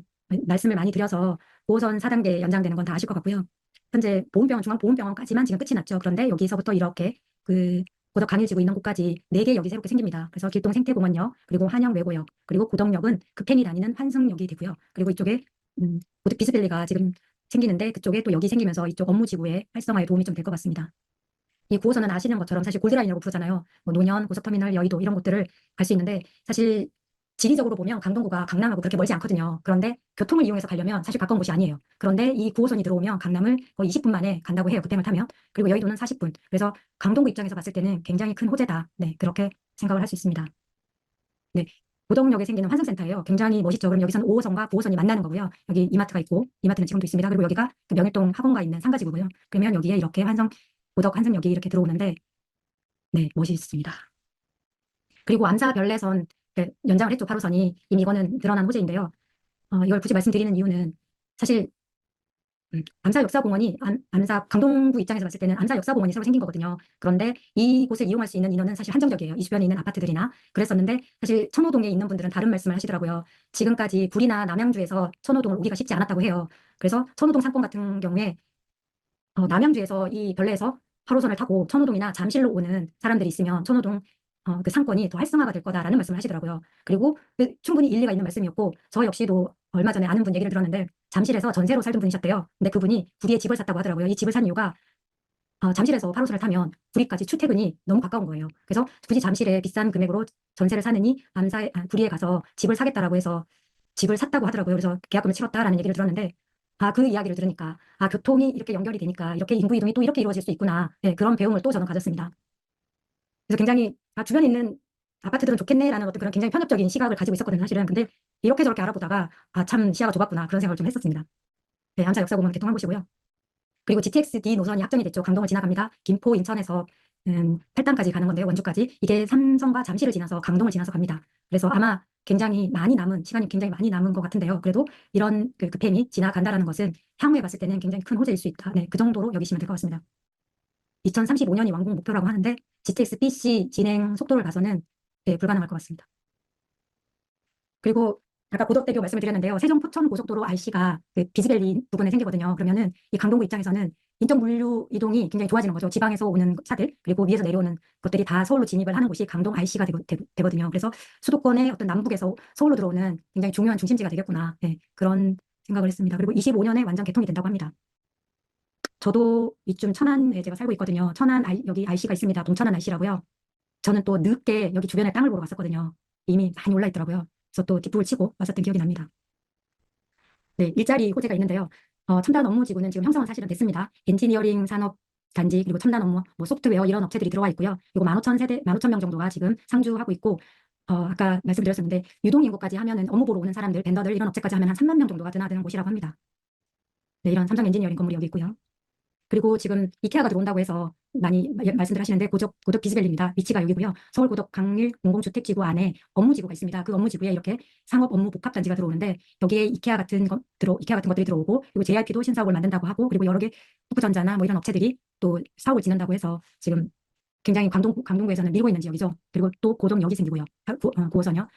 그리고 이거는 이케아가 들어오는 거는 뭐 내년 3월이라고 해요. 그래서 26년도 되면은 거의 주변이 완성이 될 거라고 얘기를 합니다. 사실 저는 하남 있을 때 하남 스타필드가 개장하는 걸 봤거든요. 그 하남으로 진입하는 RC에서부터 스타필드가 멀지 않아요. 그 사거리를 지나면 스타필드인데 그 스타필드까지 차가 멈춰서 있는 걸 봤거든요. 도대체 스타필드를 뭐 하러 가나 저는 그렇게 생각을 했었는데 아마 이케아도 그러려나 또 그런 생각이 들더라고요. 그래서 이런 사람들이 좋아하는 것들이 이렇게 생기면 또 여기 상업이 굉장히 활성화되지 않을까 그런 생각을 해봅니다. 네, 이런 문화유통, 호텔, 뭐 비즈니스, 이런 생태존 이런 것들이 복합적으로 생긴다고 합니다. 지금 위에서 내려다본 모습인데요. 이게 아까 말씀드렸던 고덕대교가 이렇게 지나가서 여기는 지하로 지나갑니다. 여기서부터. 그리고 이런 고덕 비즈밸리가 이렇게 생기는데요. 이 중에 아마 여기입니다. 여기에 이케아가 들어오고요. 그리고 여기에 이런 업무 빌딩들이 이렇게 들어오게 되어 있습니다. 네, 예, 이케아가 들어오는 곳이고요. 네, 이 조감도가 굉장히 멋있죠. JYP 사옥이라고 합니다. 제가 GY 맞나? 망원동에 있는 YG구나. YG에 갔을 때도 굉장히 제가 놀랐거든요. 건물 너무 예쁘고 그리고 그 아이돌 보겠다고 와 있는 그 청소년들 거기 이렇게 죽치고 있는 거 보고 이렇게 가능하구나 TV에서만 봤는데 그런 생각을 했었는데요. 아마 여기도 그런 모습들이 나올까 그런 생각이 드네요. 근데 건물 되게 멋있더라고요. 근데 여기는 지금 현재는 공사를 하지 않고 한 28년도 정도 돼야지 완공이 된다고 얘기를 들었습니다. 그리고 하나 남은 곳이 여기 강동 일반산업단지입니다. 이 첨단 업무단지와 관련 있는 업체들이 여기에 들어온다고 해요. 그래서 여기는 건축 기술이나 뭐 엔지니어링 그런 기술 산업들이 들어온다고 하고 6,700개 정도의 일자리가 나온다고 합니다. 그러면 강동구에서 말하는 5만 개의 일자리가 창출이 되는 거죠. 그래서 강동구가 그러면 이쪽 지역은 일자리가 좋아지는 그런 동네가 될 것 같습니다. 네, 여기가 첨단 업무지구인데요. 여기가 삼성 엔지니어링 본사고 이 길 건너편에 이렇게 만들어진다고 합니다. 강동구는 재건축 리모델링이 굉장히 많습니다. 제가 지난주에 동대문구를 갔다 왔거든요. 동대문구는 확실히 다른 게 다 재개발이더라고요. 그런데 이 아파트가 일찍 들어오는 강동구는 재건축 리모델링이 굉장히 많습니다. 그래서 이미 제가 이렇게 노란색으로 해놓은 것은 이미 입주를 하거나 곧 할 곳이고요. 나머지는 굉장히 좋은 지역이지만 지금 초기 단계이거나 조합 설립인가 가장 빠른 곳이 천호 우성. 지금 사업 시행 인가가 난 상황입니다. 그래서 가장 빠르고요. 그래서 이렇게 많은 재건축이 기다리고 있는 곳입니다. 그런데 위치도 다 좋습니다. 그래서 조금 눈여겨봐야 되는 거 아닌가, 네, 그런 말씀을 드릴게요. 자, 하나하나 한번 보겠습니다. 여기 고덕역이 있고요. 여기가 고덕역 주변의 상업지구입니다. 학원가가 형성이 되어 있고요. 실제로 가보면 이런 분위기입니다. 그리고 바로 옆에 고덕역에서 정말 역세권이죠. 신동아 아파트가 있습니다. 이 신동아 아파트가 입지가 정말 좋은데요. 앞에 배재중학교, 배재고등학교가 있고 바로 옆에는 상업지구가 있습니다. 학원가가 형성이 되어 있고요. 네, 이게 신동아 아파트 주차장이거든요. 이 80년대에 지은 아파트이기 때문에 지하 주차장이 없어요. 그래서 지상에 차를 세우는데 그러다 보니 이렇게 넓은 땅이 있고 그러다 보니 재건축을 하려고 하니 용적률이 170%밖에 되지 않고 건폐율이 12%밖에 되지 않고 이런 재건축에 최적화된 아파트가 되어 있는 거죠. 그래서 지금 보시면은 옛날에 지은 아파트라 30평, 뭐 39평 평수가 그렇습니다. 30평 기준으로 보면 고점이 15억 4천이었어요. 그런데 지금은 아직 회복은 못했고 13억 정도, 그리고 전세는 5억 정도, 갭이 아마 한 8억 정도 되는 것 같습니다. 사실 접근하기가 쉽지는 않은 금액이고요. 그리고 바로 옆에 삼익그린, 그리고 밑에를 보시면 우성 아파트, 고덕 현대, 한양 아파트 같은 것도 다 똑같은 여건입니다. 여기가 세대당 평균 대지 지분이 한 20평이 넘어요. 그래서 그런 것들은 사실 사업성에 대해서는 제가 언급할 필요가 없는 것 같고요. 그리고 다 지상에 주차장이 있기 때문에 용적률은 다 170%, 160% 정도입니다. 네, 그리고 바로 옆에 있는 삼익그린 아파트가 가장 빠른데 지금 현재 조합이 지금 설립되어 있는 걸로 알고 있고요. 여기가 지금 2,400세대인데 아마 3,500세대 정도가 들어온다고 합니다. 그 금액은 고점이 16억 5천이었는데 지금 한 14억 정도, 그리고 전세는 조금 낮은 편이에요. 5억 정도, 아마 여기는 9억 정도 있어야지 접근이 가능한 곳이고요. 그리고 밑에 고덕주공, 그리고 삼익맨션, 삼익파크 같은 경우도 다 지금 재건축이 지금 기다리고 있는 곳입니다. 그런데 다 초기입니다. 정비 안전진단을 받았거나 정비구역 지정을 했거나 뭐 그런 상황이고요. 그래서 여기 일대가 굉장히 많은 시간이 걸리겠지만 재건축이 된다면 굉장히 좋은 곳이 될 거라는 거는 의심할 여지가 없는 것 같습니다. 그리고 한양 아파트 같은 경우에 외져 있잖아요. 고덕역에서도 멀고. 그런데 이 9호선 한양외고역이 바로 여기에 생깁니다. 그래서 수혜를 볼 수 있는 입지예요. 28년 정도 되면 그때 물론 한양 아파트는 아직 재건축이 안 들어갔겠지만, 그래서 그런 부분도 한번 눈여겨보셔도 될 것 같습니다. 그리고 재개발인데요. 재개발 역시 많습니다. 어디에 집중이 되어 있냐면 천호 뉴타운 들어보셨죠? 천호동과 성내동입니다. 그래서 여기 촉진구역이라고 붙여진 곳들이 한때 천호 뉴타운으로 다 지정되어 있었고요. 그리고 2013년에 시장이 바뀌시고 다 해제가 되었죠. 그러다가 다시 지금 재개발이 진행이 되어서 벌써 이렇게 아파트가 올라가고 있습니다. 그리고 성내 같은 경우도 지금 하나는 입주를 했고요. 그리고 8월인가에 그란츠 리버파크가 일반 분양을 했죠. 근데 한 18억, 19억에 일반 분양을 해서 고분양가라는 말이 있었는데 뭐 어쨌든 됐고요. 그래서 이게 11월에 지금 입주가 예정이 되어 있고요. 그리고 천호 1구역, A-뭐 3, A-1구역, 3-1구역 이런 것들이 많은데 제가 이런 것까지 다 지금 초기 단계라 설명을 드릴 수는 없을 것 같고 위에 지금 진행이 됐던 것들 위주로 잠깐 보여드리겠습니다. 이 구역인데요. 여기가 다 천호 뉴타운이었습니다. 그런데 지금 이가 다 빠졌죠. 지금 이 두 개만 지금 재개발이 돼서 지금 여기는 이번 달 입주를 하고 여기는 내년에 입주를 합니다. 이쪽 주변은 다 지금 아직 아무것도 결정이 되지 않고 아마 존치구역일 거예요. 건물은 짓지 못하는 상태에서 아마 대기 상태일 것 같긴 한데, 네, 그리고 이 곳이 그 텍사스촌이 있던 그 자리였고요. 옛날에 이 천호역이 만들어지기 전에 이 천호동의 중심지가 여기였거든요. 여기 천호 구사거리라고 하는데 이렇게 강진교를 건너와서 이렇게 여주 이천으로 나가는 이쪽 길이 중심지였고, 그러다가 천호역이 생기면서 천호대교가 생기고 그러면서 이쪽 대로가 중심지역이 된 거죠. 그래서 옮겨온 거죠. 그렇습니다. 그래서 여기 지금 천호 1 재정비 촉진구역에 지금 보시면 이렇게 여기에서 아까 제가 잠깐 보여드렸는데 이렇게 로데오 거리를 이렇게 들어가면 이 거리입니다. 이 거리를 들어가면 여기에 보이는 곳. 네, 여기가 강동 밀레니얼 중흥 S클래스인데요. 지금 이렇게 건물이 다 들어서 있습니다. 34평 기준에 9억 8천에 분양을 했고요. 지금 13억에서 14억 사이에 지금 거래가 되고 있다고 합니다. 제가 실거래가 조회를 했더니 13억 7천에 최근에 거래가 된 내역이 있었습니다. 그리고 여기 4 재정비 촉진구역이 더샵 강동 센트럴시티라는 곳인데요. 여기는 주상복합이었던 것 같은데, 네, 이게 36평이 13억 7천이었습니다. 이것도 비싸다라고 사실은 얘기를 했었거든요. 이거는 전매 제한 지금 1년 아직 남아 있고요. 그리고 여기 천호 3 재정비 촉진구역이 이편한 세상 강동 프레스티지 1이라고, 네, 이런 조감도를 가진 곳입니다. 굉장히 멋있죠. 네, 여기는 사진을 찍을 수가 없었습니다. 그 펜스가 찍을 수 있는 곳에 안 나와서요, 위치가. 그런데 뒤쪽으로 돌아가 보면 이쪽 천호공원 쪽에 이 담벼락 있는 이쪽을 보시면 아까 보셨던 이런 골목도 있습니다. 여기 아파트 펜스가 이렇게 쳐져 있고요. 네, 이런 골목들과 접하고 있습니다. 그래서 여기 같은 경우 사실 아파트가 들어선다고 해도 주변 환경이 바뀌지 않으면 사실 조금 선호도가 떨어질 수밖에 없겠구나, 그런 생각을 했습니다. 근데 아마 향후에는 다 되겠죠. 어차피 다 뉴타운으로 지정이 되었었던 곳이고요. 그리고 지금 성내 5 재정비 촉진구역이 여기인데요. 여기가 주상복합입니다. 이 성내동이고요. 실제로 이 천호대로 쪽에서 바라보면 이렇게 길가에 이렇게 높은 건물로 지금 공사를 하고 있는 중입니다. 그란츠 리버파크입니다. 34평 기준으로 18억 7천에 분양을 했습니다. 가격 차이가 너무 많이 나죠. 이쪽에 지금 13억대였는데 여기 갑자기 18억 7천으로 뛰니까 거의 지금 한 5, 6억이 지금 가격 차이가 나는데 이 계약을 지금 하고 있거든요. 그래서 정당 계약이 어느 정도 되는지는 한번 봐야 될 것 같아요. 네, 그리고 둔촌동 쪽 재개발입니다. 여기는 얼마 전에 6월 달에 길동 신동아 1, 2차가 재건축을 해서 입주를 했고요. 지금 입주를 하고 있고 얼마 전에 들었을 때 60% 정도 입주율 보인다고 했었고요. 그리고 길동 우성 같은 경우 리모델링 하는 곳입니다. 그래서 1차 안전 진단했고 더샵 둔촌 포레 여기가 대박이죠. 여기가 리모델링을 했습니다. 그런데 별동을 지었고 그리고 올림픽 파크 포레온과 입주가 동일합니다. 그래서 제가 처음 이거 봤을 때 와, 이거 가격 내려가면 기회를 줄 수도 있는 곳이겠구나 그런 생각을 사실 했거든요. 네, 헤리티지 자이부터 잠깐 볼게요. 헤리티지 자이가 네, 지금 13억 8천 정도를 하고요. 입주를 했습니다. 굉장히 조금 지대가 있기는 합니다. 그런데 굉장히 쾌적해요. 안에 올라가면. 그래서 조경도 잘 해놨고 요즘 지은 아파트 같은 모습? 네, 그랬던 것 같습니다. 그리고 더샵 둔촌포레는 리모델링을 했습니다. 현대 1차 아파트였던 걸로 기억을 하는데 470 몇 세대에서 아마 한 70세대 정도가 늘었던 걸로 기억을 하거든요. 지금 이렇게 한창 마무리 작업을 하고 있고요. 11월에 입주라. 지상에서 본 모습인데요. 아마 이게 작년 모습이라고 해요. 이 동들은 사실 기존에 있던 동들이에요.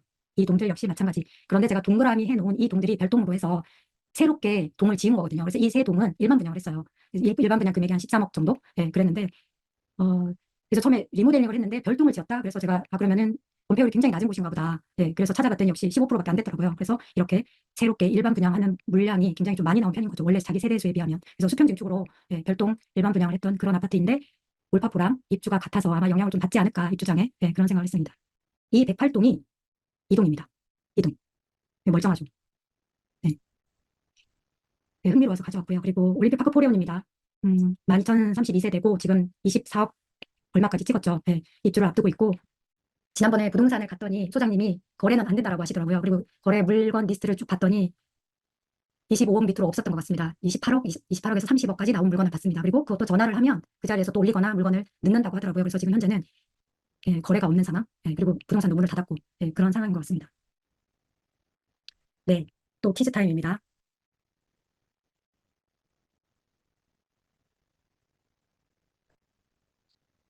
가린이님 확인해 주세요. 네, 잘 올라오고 있습니다. 굉장히 열심히 들으시는 거 맞죠? 이게 줌이라 진짜 혼자 얘기하는 것 같은 이 느낌을 진짜 어쩔 수가 없네요. 엄청 잘 열심히 듣고 있습니다. 네, 감사합니다.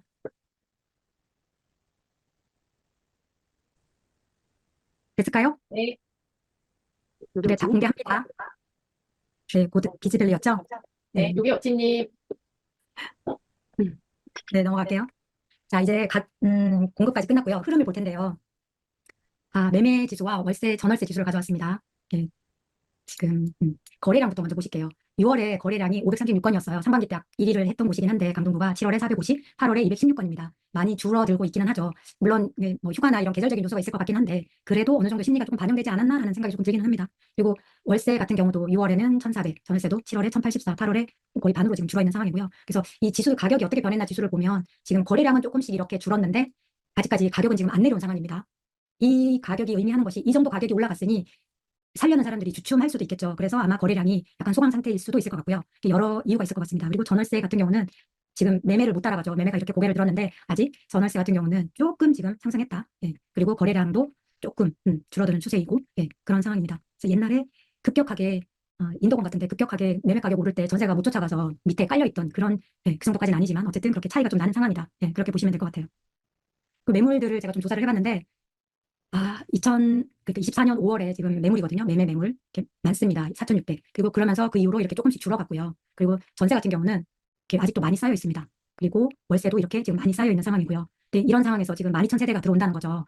그러면 이 학습 효과에 의하면 영향을 안 줄 수는 없을 것 같아요. 그래서 이거는 봐야 되겠다. 네, 그렇습니다. 그래서 결론은 결국 조금씩 쌓이고 있는 상황이다. 네, 그렇게 이해를 하시면 될 것 같습니다. 거래는 덜 되고 매물은 조금씩 쌓여간다. 강동구는. 입주량은 다 아시다시피 많습니다. 원래 이렇게 많고요. 24년도에. 그리고 이 내용들을 쭉 보면 원래 입주하는 것들을 보면 14,000세대 정도 되거든요. 우리는 올림픽 파크 포레오만 생각하지만 실제로 이런 아까 리모델링 했던 더샵 둔촌 포레나 이런 그란치 리프 파크 이런 것들 그리고 중앙 S클래스까지 합하면 14,000세대가 돼서 결코 작지는 않다. 그렇지만 25년부터 28년까지 입주가 굉장히 적습니다. 그렇지만 입주장은 조금 갈 것 같다라는 생각은 듭니다. 강동구와 그 인구 이동이나 그런 부분에 서로 영향을 주는 가장 많이 주는 지역이 송파 하남이거든요. 그래서 이 입주량을 같이 살펴봤습니다. 그랬더니 2만 세대 정도가 되더라고요. 24년 원래. 그래서 쉽지는 않아 보이고요. 그런데 25년부터 28년까지 확정 물량을 보면 세 지역 역시 다 작습니다. 그래서 이런 곳은 참 네, 봐야 되는 시점이 아닌가 뭐 그런 생각이 좀 들고 그래서 강동구도 25년 하반기나 그 이후부터는 조금 안정적이지 않을까? 네, 그런 생각을 해봤습니다. 제가 얼마 전에 동대문구 다녀와서 동대문구 물량도 알거든요. 이게 다들 아시죠? 이문희경 뉴타운 쪽에 만세대, 만천 몇 세대가 들어오거든요. 내년에. 예, 쉽지 않은 거죠. 그런데 이 광진구가 어떤 곳이냐면 동대문구와 영향을 주고받는 곳이에요. 인구 이동이 많습니다. 그리고 이 광진구는 강동구하고도 인구 이동이 많아요. 그러면 딱 중간에 낀 광진구가 동대문구가 11,000세대, 그리고 강동구가 원래 14,000세대가 들어오면, 그리고 광진구 자체 물량도 1,200세대 정도가 있거든요. 그러면 강진구도 쉽지는 않은 시간을 보내겠다라는 결론이 나름 나오더라고요. 그래서 강진구도 한번 살펴봐야 되지 않나. 예, 그런 생각을 저는 또 해봤습니다. 예, 넷피셜이거든요. 그리고 미분양은 뭐 사실 무시할 수 있는 숫자고요. 이게 도생이에요. 아파트가 아니고. 천호동 쪽에 오피스텔 사실 많이 지었는데 많이 힘드셨죠. 오피스텔 같은 경우는. 그래서 도생도 마찬가지로 지금 미분양으로 계속 악성 미분양이에요. 이미 준공은 끝났는데. 그래서 이런 것들이 조금 남아있긴 한데 아파트에 영향을 줄 어떤 그런 상황은 아니다. 네, 그렇게 생각하시면 될 것 같아요. 강동구의 가격을 서울시 전체와 비교를 했을 때 어느 정도 되는지를 보면 1급지가 서초, 강남, 용산, 송파 이 정도입니다. 그리고 아까 강동구는 2급지에 속한다고 했었죠. 그랬을 때 강동구가 평균 매매 시세로 봤을 때 평당 3,900만 원 정도 합니다. 이때 서초구가 7,500만 원 정도 해요. 물론 대장 아파트의 가격을 비교하면 그라시움 같은 경우에 평당가가 한 6천만 원 정도 할 거고, 서초구 같은 경우 용밸리가 뭐 한 1억 2, 3천 그 정도 한다고 생각하면 강동구는 1급지에 비하면 한 50% 수준이다. 서울에서. 네, 그 정도라고 바라볼 수 있을 것 같습니다. 그리고 강동구 내에서 동별 가격을 보면 고덕, 상일, 명일 이렇게 이런 아파트들이 상위를 차지하고 있고요. 고덕동 같은 경우에 평균 단가가 4,900만 원 정도. 네. 그리고 명일동 같은 경우는 지금 재건축 예정되어 있어서 그 가격이 반영이 돼서 지금 한 4천만 원 정도 하고 있고, 길동 같은 경우 2,600만 원 정도. 네, 아파트 가격 수준은 그래도 2천만 원 이상은 한다 평당. 네, 그렇게 볼 수 있을 것 같습니다. 그런데 이 둔촌동 같은 경우는 사실 지금 한 3,400만 원으로 잡혀 있거든요. 그런데 여기에 올파포가 입주를 하면 얘 평당가를 아마 끌어올리지 않을까. 그래서 당분간은 둔촌동 전체 평균을 볼 때는 조금 올파포랑 구분해서 볼 필요도 있겠다. 네, 그렇게 보시면 될 것 같습니다. 가격 지도인데요. 이 지도는 어느 지역에 조금 더 비싼 아파트들이 있나를 직관적으로 보실 수 있을 것 같아요. 그래서 여기 강동구 지도에서 보시면 여기 동그라미 쳐놓은 지역이 이 지역이거든요. 그래서 이쪽 아파트 쪽에서 이 파란색이 제일 비싼 아파트입니다. 그리고 주황색이 그 밑단계, 그리고 노란색이 더 밑단계, 회색은 조금 있는데 회색은 더 밑단계고요. 그래서 1분위, 2분위, 3분위라고 표현을 하고 호갱론에서는. 그래서 가격을 보시면 고덕동 신축이 19억에서 20억, 21억 사이, 좀 비싼 아파트, 1분위 아파트고, 그리고 상일동 밑에 있는 신축들, 그리고 고덕동에 있는 고레일 같은 준신축들, 그리고 암사동에 이런 한강뷰가 보이는 아파트들, 이런 아파트들이 조금 상위권에 있다. 그리고 이런 암사동에 있는 이런 아파트들, 신축이더라도 이런 아파트들은 조금 가격이 2분위 급이다. 9억에서 뭐 12억 사이. 네, 그리고 암사동에 있는 아파트들 5억에서 7억 사이다. 네, 그 정도로 이해를 하시면 될 것 같습니다. 강일동 신축은 가격이 높지는 않습니다. 한 10억 전후? 네, 그렇게 보시면 될 것 같아요. 그리고 여기는 이 강동구주에서 밑에 지역, 둔촌동, 천호동, 성내동, 길동, 둔촌동인데요. 둔촌동의 물파포가 일단 가장 비싸고요. 가장 비싸고, 그리고 이번에 신축 들어가는 곳이 13억대, 조금 비싼 편이고, 그리고 천호동 쪽에 준신축하고 이런 곳들이 지금 뭐 한 12억, 14억 수준? 그 정도 된다고 보시면 될 것 같아요. 그리고 아주 구축들은 6억, 8억. 그래서 좀 저렴한 것들이 한 6억 선이다. 많이 저렴한 것들이. 그렇게 가격을 이해하시면 될 것 같아요. 가격이 지금 어떻게 움직였는지 보려고 이렇게 비교를 한번 해봤습니다. 대장 아파트예요. 파크포레온 같은 경우에 계속 이렇게 올라갔습니다. 24억까지 지금 올라가 있는 상황이고요. 그라시움 같은 경우에 올 초만 해도 13억 그 정도의 매매를 한 사람을 봤거든요. 그런데 이게 지금 이렇게 올라가서 지금 20억 4천에 지금 거래가 됐었죠. 그리고 아르테온 같은 경우도 올 봄만 해도 한 12억 3억 정도 선이었는데 이렇게 올라가서 지금 17억에 거래가 됐고요. 그리고 고레일 같은 경우도 이렇게 쭉 올라가서 지금 한 16억에 거래가 됐습니다. 그래서 대장은 올 봄에 비하면은 3억에서 5억 정도 상승을 했다. 벌써 많이 움직였다. 그렇게 이해하시면 될 것 같아요. 그리고 지나칠 수 없죠. 명일 4인방 재건축 아파트. 신동아 같은 경우는 아직 정고점을 못 갔습니다. 23년 말 이때 거의 한 10억, 11억 선이었다가 이번에 올라가서 이게 지금 한 13억 넘게 거래가 되는 거고요. 여기 명일동 우성 같은 경우도 마찬가지. 그리고 그린 맨션 2차 3위 그린, 그리고 주공 부단지도 마찬가지. 다 가격은 지금 움직였습니다. 그런데 아까 대장 아파트들에 비하면 한 2억에서 3억 정도 폭이 적습니다. 그리고 2군, 3군이라고 얘기해야 될 텐데요. 둔촌 프로지오 같은 경우는 사실 올파포 입주를 하기 전에는 여기가 둔촌동에서는 대장이죠. 이 아파트도 지금 봄보다는 조금 움직였습니다. 그리고 GS 강동자이도 길동에서는 나름 괜찮았고요. 근데 가격이 크게 움직이진 않았고, 그리고 성내 삼성 같은 경우는 여기는 사실 투자자들이 보면 이렇게 딱 마음에 드는 아파트거든요. 그래서 여기도 가격이 마지막에 조금 지금 올라가 있는 상황이고요. 그래서 금액 자체로 보면 많이 움직였다라고 할 수는 없는데, 어쨌든 그 24년 초에 가격이 높지 않은 시기와 비교를 하면 어쨌든 여기도 움직였다. 그렇게 결론을 내릴 수 있을 것 같습니다. 그래서 가격 흐름은 대장도 움직이고 그 밑에 급지들도 움직였는데 그 자기들의 절대적인 가격이 있기 때문에 그 가격의 어떤 폭은 이렇게 생각하면서 지금 오르고 있는 상황이다. 그렇게 생각을 하시면 될 것 같아요. 아파트별로 조금 저희들이 임장을 못 가기 때문에 아파트에 대해서 조금 설명을 여기서 간단하게 드리는 게 좋을 것 같아서요. 왜 저 가격인지 저 아파트가. 고덕 그라시움입니다. 바로 앞에 상일동역이 있고요. 여기는 상일동역에서 아파트 단지 내로 진입을 할 수 있어요. 지하에서. 그래서 연결이 되어 있는 거죠. 이거 굉장히 큰 장점인데 19년 9월에 입주를 했고요. 원래 이 자리는 고덕 주공 2차였어요. 2주공이었고 여기 자리가 3위 그린 12차 아파트였을 거예요. 동이 3개 정도밖에 없는 조그마한 동이었는데 통합 건축을 했어요. 그래서 이 삼익그린 아파트가 있던 자리는 기부 채납을 해서 지금 현재는 공원이 되어 있는 상황이고 원래 주공 2차, 2주공 있던 자리가 지금 그라시움이 되어 있는 상황입니다. 이 아파트 상일동역에서 딱 내리면 이렇게 아파트 안에 이렇게 표지가 벌써 되어 있어요. 그라시움이. 그래서 그라시움이 이 정도인가라는 생각이 처음에 저는 들었었던 것 같아요. 그리고 이 나가는 곳을 통해서 나가면 이렇게 바로 여기가 지하상가거든요. 그라시움 지하상가로 바로 들어갈 수 있도록 이렇게 되어 있어요. 그래서 이렇게 이쪽 끝으로 나가면 이제 지상으로 나가는 길이 나오고요. 아니면 거기서 지하로 들어가면 주차장과 연결이 되어 있어요. 그래서 비가 와도 비를 맞지 않고 집을 갈 수 있다. 네, 그런 장점이 있습니다. 그리고 아까 제가 말씀드렸던 그런 이렇게 지상으로 올라오면 이런 상가가 형성이 되어 있고 뒤에 아파트가 이렇게 정말 대단지로 4,900세대니까요. 이렇게 되어 있는 걸 보실 수 있고요. 그리고 그라시움은 조경도 좋습니다. 요즘에 지은 아파트라 이 한국 정원인 것 같은데요. 여기 이렇게 조경을 테마로 한 4개 정도 테마로 해서 프랑스 정원도 있고 한국 정원도 있고 일본 정원도 있고 이렇게 정원들이 테마가 있어요. 그래서 그런 것들을 보는 재미가 또 있더라고요. 여기 제가 좋아하는 곳인데 이 프랑스 정원이에요. 그래서 여기 가면 5월에 저는 또 가본 적이 있었거든요. 다 장미예요. 그래서 굉장히 가보면 살고 싶다라는 생각이 들더라고요. 네, 그런 아파트입니다. 가장 큰 장점은 역세권이면서 역과 연결이 되어 있고 그리고 요즘 분들이 얼죽신을 많이 찾는 이유가 사실은 커뮤니티라고 얘기를 하시더라고요. 네, 커뮤니티가 굉장히 잘 되어 있습니다. 여기는 네, 호텔처럼 이렇게 조식 서비스도 하고요. 조식 서비스를 사 먹을 수 있을 뿐만 아니라 배달까지 해준다고 하더라고요. 조금 부실하다는 얘기는 듣기는 했는데 어쨌든 그런 커뮤니티가 굉장히 잘 형성이 되어 있다고 합니다. 다음은 여기 맞은편이 그라시움이었고요. 그라시움에서 반대편으로 나오면 이렇게 아르테온이라는 중 3단지를 재건축한 아파트가 나옵니다. 2020년 2월에 입주를 했고요. 역시 대단지입니다. 4,066세대고요. 고점이 19.8억이었는데 요즘 최근에 매매가가 17억 1천이었던가 아마 그랬던 것 같아요. 전세는 그라시움하고 크게 다르지 않고요. 이렇게 문주가 굉장히 멋있죠. 이렇게 가면은 사실 문주 보면 와 하는 생각이 들거든요. 이렇게 지하철역에서 이렇게 나오면은 이렇게 문주가 보이고 이렇게 공공 보행로가 나옵니다. 이렇게 쭉 가면은 고덕자이나 센트럴 아이파크 같은 아파트들이 나옵니다. 그래서 이 등지를 통해서 갈 수 있게끔 아파트를 만들어 놨고요. 그리고 여기 역시 조경이 굉장히 좋습니다. 그리고 이런 정원들도 잘 꾸며져 있고요. 그라시움을 제가 가격 설명 정확하게 안 드렸던 것 같은데 그라시움 같은 경우는 이런 앞줄이 가격이 비싸다고 합니다. 선호도도 높고 이 뒷줄보다는 앞뒤로 갈수록 가격 차이가 조금 난다고 하고요. 그리고 이쪽 동 같은 경우는 상일동 역보다는 사실 고덕역이 가까워요. 그래서 또 그런 쪽으로 가시는 분들은 선호를 한다고 합니다. 그래서 나중에 고덕역이 지금 여기 생기거든요. 9호선 한승역이. 그러면 또 이쪽은 또 혜택을 받을 수 있는 곳이지 않나. 네. 그리고 아르테온 같은 경우도 이렇게 큰 도로를 두고 여기 또 별동이라고 해야 되나? 이렇게 단지가 따로 되어 있습니다. 근데 여기 같은 경우는 여기가 더 큰 단지임에도 불구하고 가격대는 이쪽이 조금 더 높습니다. 많이 나는 지역은 5천에서 1억까지도 난다고 하더라고요. 그래서 이유를 물어봤더니 조망권 때문에 그렇다고 합니다. 조용하고. 아까 여기 보셨지만 이게 공공 보행로가 이렇게 이어져 있거든요. 아마 제 생각에는 보행로를 만들어주고 용적률을 높여서 받은 것 같아요. 재건축할 때. 그런데 사실 이게 굉장히 사생활 침해할 수 있는 요건이거든요. 요즘 같은 경우에. 우리 아파트를 누군가가 가로질러서 간다? 외부인이 계속 들어올 수 있는 상황이고. 그런데 여기 같은 경우는 그런 염려가 없는 거죠. 그래서 굉장히 이쪽을 선호하고 가격도 5천에서 1억 정도 차이가 난다고 합니다. 네. 아까 아르테온에서 여기서 내려서 아르테온을 이렇게 가로질러 오면 이렇게 고덕자이 아파트가 나옵니다. 여기가 아마 주공 4단지 재건축한 걸로 알고 있는데요. 21년도 더 신축입니다. 입주를 했고 1,824대가 입주를 했고요. 들어와 있고요. 그리고 정고점 20억이었네요. 그리고 지금 현재 매매는 15억 정도, 그리고 전세는 7억 5천 정도입니다. 이렇게 여기서 바라보면 이런 문주를 볼 수 있습니다. 그리고 아파트를 들어가면 이렇게 널찍하고 역시 요즘 지은 아파트들의 형태를 그대로 갖고 있습니다.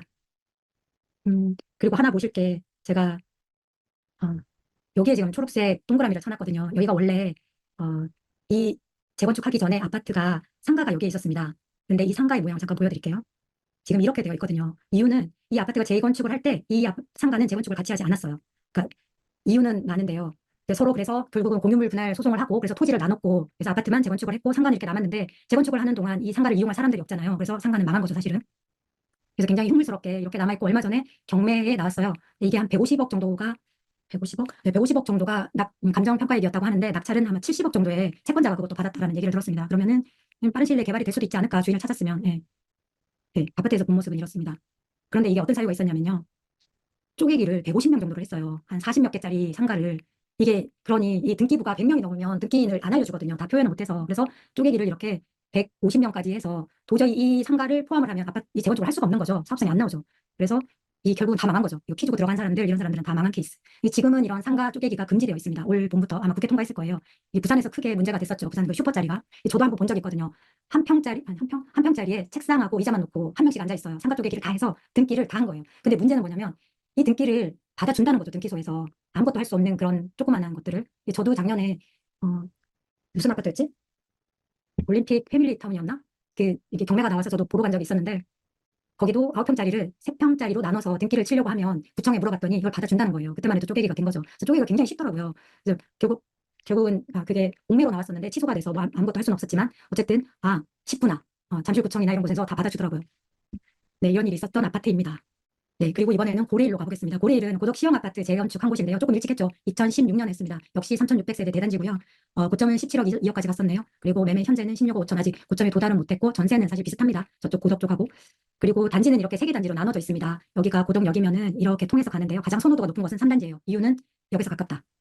그리고 상가가 여기에 있습니다. 그래서 상가 이용이 조금 편리하고요. 그리고 가장 큰 단지는 1단지이고 또 2단지와 3단지가 가격이 조금 더 비싸거든요. 1단지보다. 이유는 2단지 같은 경우에는 이 명덕 초등학교를 배정을 받아요. 이 초등학교 배정이 이렇게 큰 건지 참 저도 또 근데 1단지랑 3단지 같은 경우는 여기 묘곡 초등학교를 배정을 받습니다. 그런데 옆에는 아이파크가 있지만 여기가 빌라예요. 그래서 학교로 오는 거죠. 그래서 엄마들은 이 명덕 초등학교 여기서 오는 아이들만 있는 곳을 원하는 거죠. 그래서 그게 그대로 또 아파트 가격에 녹아서 2단지 아파트 가격이 조금 더 비싸다고 볼 수 있습니다. 그리고 여기 있는 애들은 이 명일중학교, 배재중학교를 다 배정을 받습니다. 네, 이 1단지 들어가는 입구에 여기 쯤이거든요. 이렇게 단차가 있습니다. 이렇게 1단지는 경사가 조금 있어요. 그리고 아파트 내부로 들어가시면 이렇게 숲같이 형성이 되어 있어요. 굉장히 울창한 숲이 온 그런 느낌이었습니다. 자, 그리고 바로 옆에 롯데캐슬 아파트, 아까 고레일이 여기 있었죠. 이렇게 넘어가면은 이게 무슨 시형 아파트였지? 강동시형 아파트였나 봐요. 강동시형 1차였던 것 같은데 예, 롯데캐슬 퍼스트로 재건축을 여기도 한 곳입니다. 2008년에 입주를 했고요. 여기도 3,200세대입니다. 16억 4천이 고점이었는데 지금 한 14억 5천, 아직 고점이 2억 정도 남아있는 상황이고요. 전세는 여기보다 아마 한 2억 정도, 1억 정도 지금 산 것 같고요. 예, 여기가 지금 암사 8호선이 연장되면서 암사 역사공원에 수혜를 좀 받은 지역입니다. 여기 현대 홈타운 아파트하고 그래서 5월 정도부터 아파트 가격이 움직였던 걸로 기억을 하고 그리고 거래가 계속 있었던 것 같아요. 여기는 들어가면 여기 중앙에 이렇게 공원이 있습니다. 그런데 보시면 이런 판상형 아파트가 있고요. 그리고 이런 타워형 아파트가 이렇게 있습니다. 그래서 이 아파트랑 이 아파트랑 또 가격이 다르다고 하더라고요. 되게 특이한. 네, 그래서 가격대가 한 아파트 안에서 이렇게 모양에 따라서 또 가격대가 다르구나라는 걸 또 알았던 곳입니다. 네, 롯데캐슬 문주인데요. 이쯤에 가면 이 문주를 이렇게 볼 수 있습니다. 그리고 이 사거리에서 보시면 여기 이렇게 아파트가 보이는 모습이 이렇게 대단지로 이렇게 꽉 차서 보입니다. 그리고 아파트 안에 들어가면 이렇게 공원 같아요. 네, 이렇게 여름이어서 이렇게 물줄기도 이렇게 볼 수 있었던 것 같고요. 그리고 다음은 레미안 솔베뉴 아파트인데요. 아까 여기 명일 4인방이 이쪽에 있었죠. 그리고 삼익그린 2차가 재건축이 지금 조합 설립 인가가 났다고 말씀을 드렸고 이 아파트가 삼익그린 1차였거든요. 명일역 바로 앞에 있습니다. 여기가 2019년에 입주를 했습니다. 레미안에서 솔베뉴 아파트로 이름을 붙여 있고 이 아파트도 19년이면 사실 그라시움하고 같은 시기에 입주를 했거든요. 그런데 가격이 못 따라갑니다. 네, 이 이유는 잘 모르겠습니다. 제가 말씀을 드리면 안 될 것 같아요.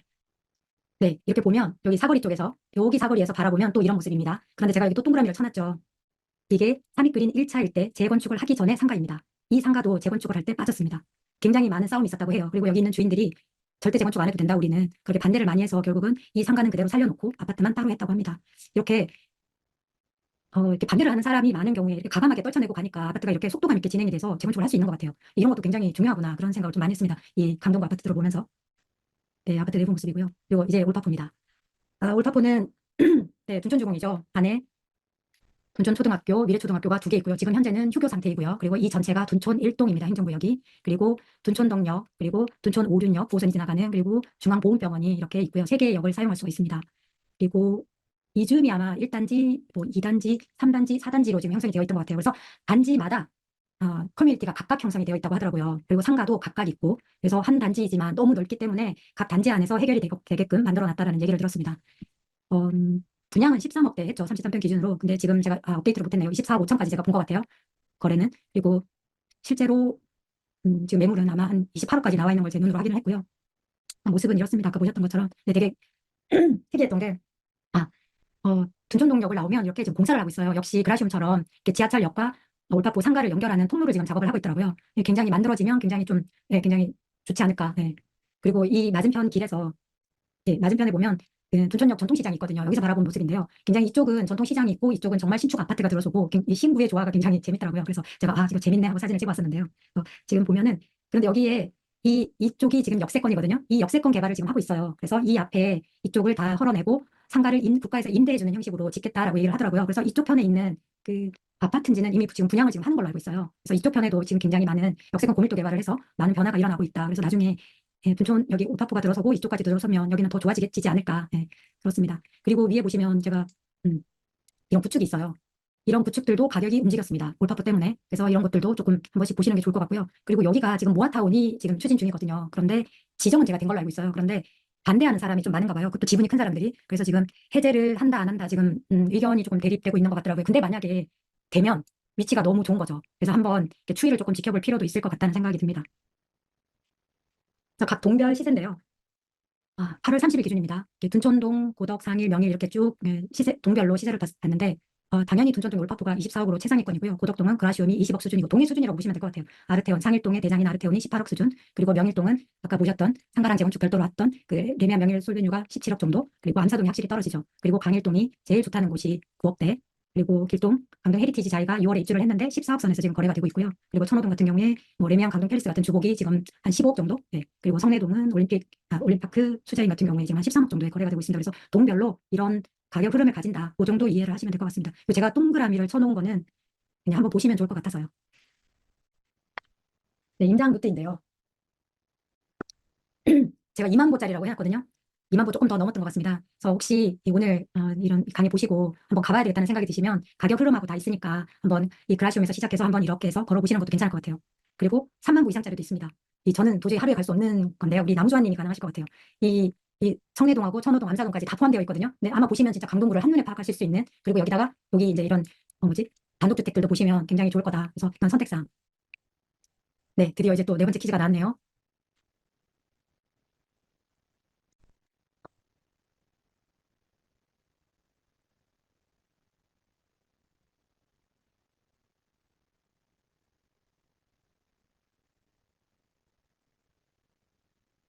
오나요? 네, 잘 네, 올라오고 있습니다. 이거 막 장난치고 있었어요. 안 산다고, 안 사요. 참 수준이 낮죠, 제가.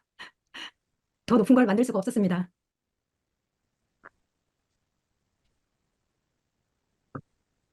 정답을 알려주세요. 네. 네, 많이 맞추셨죠? 네. 션팡님.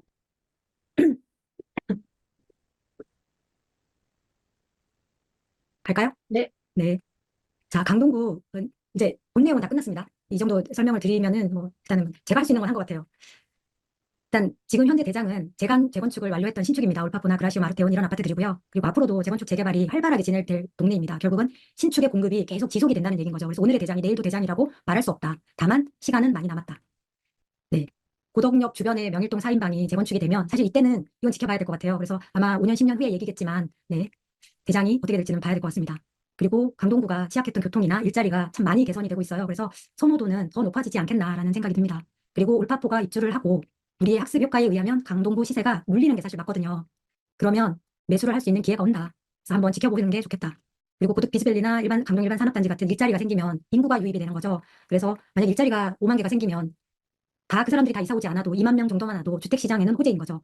그리고 그 주변에 있는 하남시나 구리시, 남양주시 같은 경우도 이 호재를 받을 수도 있는 거고요. 그래서 같이 볼 필요가 있다. 네, 요 정도만 기억을 하시고 한번 임장도 가보시고 이렇게 지켜보시면 좋을 것 같아요. 그래서 강동구 투자 전략은 제 기준입니다. 저는 뭐 굉장히 높은 수준의 투자자는 아니고요. 일단 지금 현재 대장을 잡을 수는 없잖아요. 그래서 최대한 내가 할 수 있는 정거점보다 덜 오른 아파트를 일단 찾아봐라. 근데 그런 아파트가 불안하다. 그러면 1급지를 선택을 하고 무조건 장기 보유를 할 각오를 하고 들어가라. 네, 그 정도로 말씀을 해드릴 수가 있을 것 같아요. 올파고 때문에 시끄럽죠. 단순히 이것 때문에 시끄러운 건 아니겠죠. 어제도 그 금감원장이 나와서 뭐 사과를 하고 하던데요. 뭐 신생아 특례 대출 속도를 조절하겠다. 사실 10월인가 9월에 완화를 하기로 했죠. 한도 금액을. 그게 지금 연기되는 것 같고요. 그리고 스트레스 DSR 지금 시행되는 것 같고 둔촌주공은 지금 주민들 카톡방은 혼란의 요지경 속이라고 하더라고요. 아마 그럴 것 같아요. 이 잔금을 못 칠 수도 있고 세입자를 못 받을 수도 있고 그런 상황이라. 근데 지금 보면 왼쪽에 표를 보시면 5월, 6월만 해도 가계대출 증가액이 5조 수준이었거든요. 그런데 7월에 7조, 그리고 8월에 9조까지 솟아올랐어요. 그래서 아마 그런 이야기를 하셨던 것 같아요. 우리나라의 그 가계대출 관리하는 수준이 5조에서 5.5까지 사이라고 하더라고요. 그걸 벗어나면 이렇게 액션을 취한다고 하더라고요. 그런데 지금 많이 벗어났죠. 그래서 아마 이런 뭐 해프닝은 아니지만 이런 상황이 나온 것 같습니다. 그래서 이 상황을 지금 이렇게 이해를 하시면 될 것 같고. 그리고 대출 규제를 하면서 거래량이 변하는 거를 봤거든요. 제가 올 3월에 이 데이터를 한번 뽑아본 적이 있어요. 네. 어디지? 부동산원에서. 그랬더니 우리 2022년에 6월에 금리 인상을 했죠. 그러면서 금리 인상을 하고 거래량이 이렇게 확 줄어버렸거든요. 그렇게 해서 바닥을 이렇게 기다가 특례 보금자리론을 2023년 작년 1월 31일 날 제가 동탄에 있는 한 부동산에 앉아 있었거든요. 그때 발표 나고 4일째였던 날인 것 같아요. 그 자리에서 물건이 다 들어가더라고요. 저렴하게 나왔던 물건이. 그래서 이게 이렇게 무서운 거야? 라는 것을 또 그때 한번 경험을 했던 것 같고. 근데 그때 저도 샀어야죠. 근데 뭐 명의가 없는 사람이라 아무튼 그렇게 특례 보금자리론이 나오면서 이렇게 또 거래량이 늘어났습니다. 그러다가 작년 9월이었죠. 아마 특례 보금자리론 축소한다라는 얘기가 나오면서 가격이 아니고 거래가 이렇게 또 내려왔어요. 그리고 올 1월 달에 신생아 특례 대출이 나오면서 여기서부터 또 지금 쭉 올라간 거죠. 그리고 30대, 40대가 거래량이 가장 많습니다. 그런데 지금 전세자금 대출 규제 나오고 DSR, 스트레스 DSR 나오고 뭐 또 전세, 아니, 그런 건 아닌데, 그런 것들이 이렇게 나오면서 여기에서 사실은 어디로 방향을 바꿔서 갈지를 모르는 거죠. 저는 개인적으로 그럼 이 대출 규제가 거래량하고 관련이 있을까라는 생각을 하고 저는 이제 이걸 한번 뽑아본 거였는데 제가 블로그에도 썼었거든요. 관련이 있었어요. 거래량은. 그래서 지금 이거는 어떻게 갈 건지는 한번 봐야 되겠다라는 생각이 들더라고요. 그래서 지금은 작년 9월 27일이 생각나는 시점이었어요. 저는 이렇게 대출 관련된 규제가 나오면서 특례보금자리론 중지하겠다, 축소하겠다 그러면서 거래량이 감소했고 그래서 지금도 비슷한 상황이라 제 짧은 소견으로는 거래량이 조금 더 축소되지 않을까라는 생각을 해보고 그러면 가격이 하락하는지 어떤지를 한번 체크는 해보고 있어야 되겠다라는 생각이 듭니다. 자, 그러면 지금 현재를 바라볼 때 강동구는 기회인 것 같습니다. 왜? 결국은 지금 이렇게 대출 규제가 나오고 뭐 12,000세대가 지금 들어오지만 향후 공급은 25, 26, 27 바로 계속 부족해질 거거든요.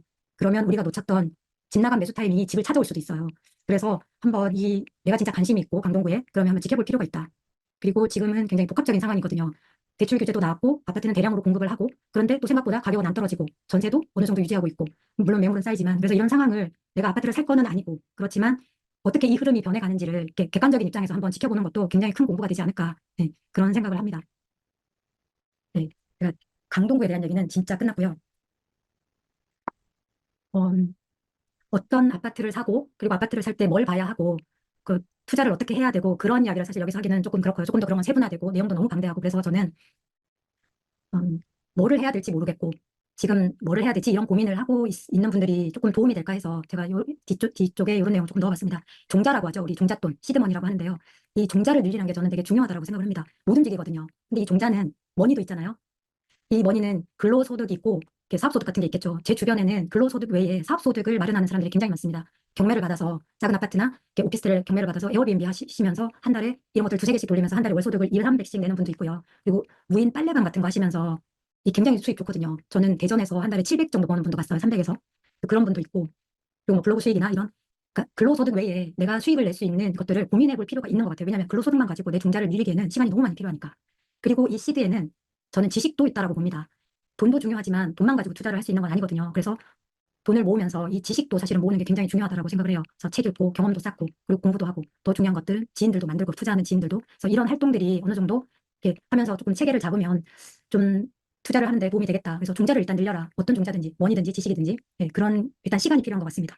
그리고 레버리지를 활용할 줄 알아야 된다고 생각해요. 저도 우리 레버리지를 대출이라고만 생각하지만 이 레버리지를 이용하는 게 참 힘들었거든요. 근데 우리 레버리지 책 있죠. 그 레버리지를 보면서 이런 생각들이 좀 많이 바뀐 것 같아요. 투자하면 대출은 당연히 하는 거니까 네, 그 레버리지 말고 시간의 레버리지도 있는 것 같아요. 굳이 내가 쓰지 않아도 누군가가 나를 위해서 그 시간을 써줄 수 있고 그리고 지식도 아까 제가 종자를 말씀드렸지만 이 지식도 레버리지를 할 수 있는 것 같아요. 그리고 경험도 레버리지를 할 수 있는 것 같아요. 투자하는 스킬도 마찬가지. 그래서 이런 레버리지를 이용을 할 줄 알아야 하는데 이것 또한 기술인 거죠. 그래서 이런 부분들을 내가 채우기 위해서 뭘 할 건지를 조금 고민을 해봐야 되는 것 같아요. 그래서 뭘 해야 되는데 투자금이 있습니다. 그리고 명의도 있어요. 돈, 시간, 경험, 지식 다 레버리지 할 수 있습니다. 이 얘기는 돈 들고 남의 시간을 레버리지하고 경험, 지식을 레버리지해서 당장 투자를 할 수 있다는 얘기예요. 내가 꼭 경험을 가지고 지식을 갖지 않아도 누군가의 경험과 지식을 레버리지해서 투자를 할 수 있다는 얘기인 거죠. 다만 판단을 내가 해야 되고 책임을 내가 져야 되기 때문에 어느 정도는 알아야죠. 그래서 그 정도의 내 시간과 노력을 투자를 하고 근데 투자는 너무 하고 싶어. 그러면은 타인의 나보다 더 많은 경험과 지식을 가진 사람들의 어떤 노하우나 지식 경험을 레버리지해서 투자를 먼저 하는 것도 저는 나쁘지 않다고 생각합니다. 근데 투자금이 없어요. 자산을 모아야죠. 근데 이 자산은 돈과 사람, 지식 저는 모두가 다 자산이라고 생각을 해요. 왜냐하면 저는 사람이 저한테 자산을 갖다 줬거든요. 왜냐하면 투자할 소스를 줬어요. 그 사람으로 인해서 투자를 했고 거기에서 수익을 얻었고 그리고 돈은 당연히 모아야죠. 투자금이 없으니까. 그리고 지식은 당연히 쌓아야 되고 그리고 임장 다녀야 됩니다. 임장을 다니면서 저는 임장 하셨던 분들한테 늘 그 이야기를 하거든요. 임장은 특히 임장 스쿨에서 리더들과 같이 가는 임장은 답안지를 놓고 하는 공부다. 내가 답을 찾을 필요가 없다. 이미 답안지를 놓고 가서 리더가 해석까지 다 해준다. 이 곳이 어떤 곳이고 이 아파트가 왜 대장인지 왜 3급지인지 그러면 나는 그 내용을 듣고 보고 내 머릿속에 넣고 내 눈으로 익히면 된다. 그리고 아파트를 외우려고 하지 마세요. 아파트 그냥 눈으로 보고 이 아파트는 이래서 대장이다. 이 아파트는 투자자들이 정말 좋아할 만한 아파트구나. 그런 것들이 이렇게 임장을 다니면서 보면은 보이거든요. 어느 순간에 아파트들이 보이는 거죠. 그래서 이렇게 임장 스쿨 참가하면서 이렇게 답안지를 놓고 하는 공부를 하는 것도 저는 나쁘지 않다고 생각을 합니다. 그리고 자기 개발은 당연히 해야죠. 하라는 이유는 다른 것이 아닌 것 같아요. 저는 멘탈 때문에 그런 것 같습니다. 자기 개발을 하면서 자기 관리가 되고 그리고 자기 자제력이 생기고 그러면서 나의 멘탈이 조금 강해진다. 그런 느낌을 저는 받았던 것 같아요. 그리고 무엇보다 내 생활이 정리정돈이 된다. 네, 그래서 자기 개발도 필요하다. 그리고 무엇보다 이런 것들을 할 때 혼자 하지 않아요. 그러니까 항상 커뮤니티를 구성을 해서 같이 하게 되거든요. 그러면은 이게 사람이 생기더라고요, 주변에. 예, 사람 자산이 생기는 거죠. 그래서 그런 것도 굉장히 좋았던 것 같습니다. 제가 참 뜬구름 잡기 얘기를 하는 것 같은데요. 제가 드릴 말씀은 여기까지고요. 저는 닥꿈스쿨에서 지금 임장 리더를 하고 있고, 그리고 계속 아마 활동을 할 것 같습니다. 그래서 오늘과 같은 이런, 물론 현장에서 임장을 나가서 브리핑하는 것보다 굉장히 더 많이 한 셈이에요. 또 현장에서 사실 이 정도까지는 못하거든요. 그런데 어쨌든 임장을 나가서 이렇게 브리핑을 하고 실제 임장 루트를 따라 임장을 하면서 이렇게 많은 것들을 듣고 보고 하실 수 있을 겁니다. 그리고 저는 여기에서 계속 닥꿈스쿨에 있을 거고요. 그래서 혹시 또 만날 기회가 있으면 닥꿈스쿨로 오시면 만나 뵐 수 있을 것 같아요. 그래서 닥꿈스쿨에서 저는 만나 뵙겠습니다. 자, 오늘 저의 말씀은 여기서 끝내겠습니다. 감사합니다. 네, 우리 문화이즈님 너무 수고하셨습니다. 저 시간. 화면 공유 해제해 주시고요. 네. 네, 우리 리더님들이 이 정도 브리핑 하십니다. 네, 너무 진짜 멋지게 강동구를 소개를 잘 해주셨는데, 진짜 귀에 쏙쏙 들어오게 저 안정된 톤으로 말씀을 해주시니까, 왠지 강동구 당장 제가 막 브리핑도 할 수 있을 것 같아요. 너무 소개를 잘 해주셔가지고 진짜 잘 들었습니다. 너무 고생하셨고요. 자, 저희 리더님들이 그다음에 우리 강사 세 분이 지금 피땀을 흘리면서 강의를 만들어내고 있는 중인데요. 혹시 또 이제 강의가 끝나면 보통 저희가 이제 Q&A 타임을 많이 받는데요. 지금 이 400 특강에서는 따로 Q&A 타임을 받지 않고 있어요. 이유는 왜 그러냐면 실제로 저희가 여러분들에게 모든 것을 질문하실 수 있는 질문권을 지금 드리고 있는 중이거든요. 그래서 한 분당 하나씩은 다 질문을 하실 수 있습니다. 근데 다만 우리 리더님들이, 그러니까 강사님들이 지금 조금 강의 준비에 너무 이제 빠듯하셨어가지고 답변이 이제 아직 받으신 분이 없지만 지금 차곡차곡 잘 쌓이고 있는 중이거든요. 그 쌓인 질문들은 저희가 이제 한 번에 계속 이제 작업을 해가지고 답변을 계속 메일로 보내드리고 또 톡방에 올려드리고 그런 작업들을 할 거고요. 나는 질문 어떻게 하는지 모르겠는데? 라고 하시는 분들 혹시 계실까봐 간단하게 설명 좀 드릴게요. 잠시만요. 공유 좀 할게요. 자, 지금 저희가 이제 요 보이는 톡방 있잖아요.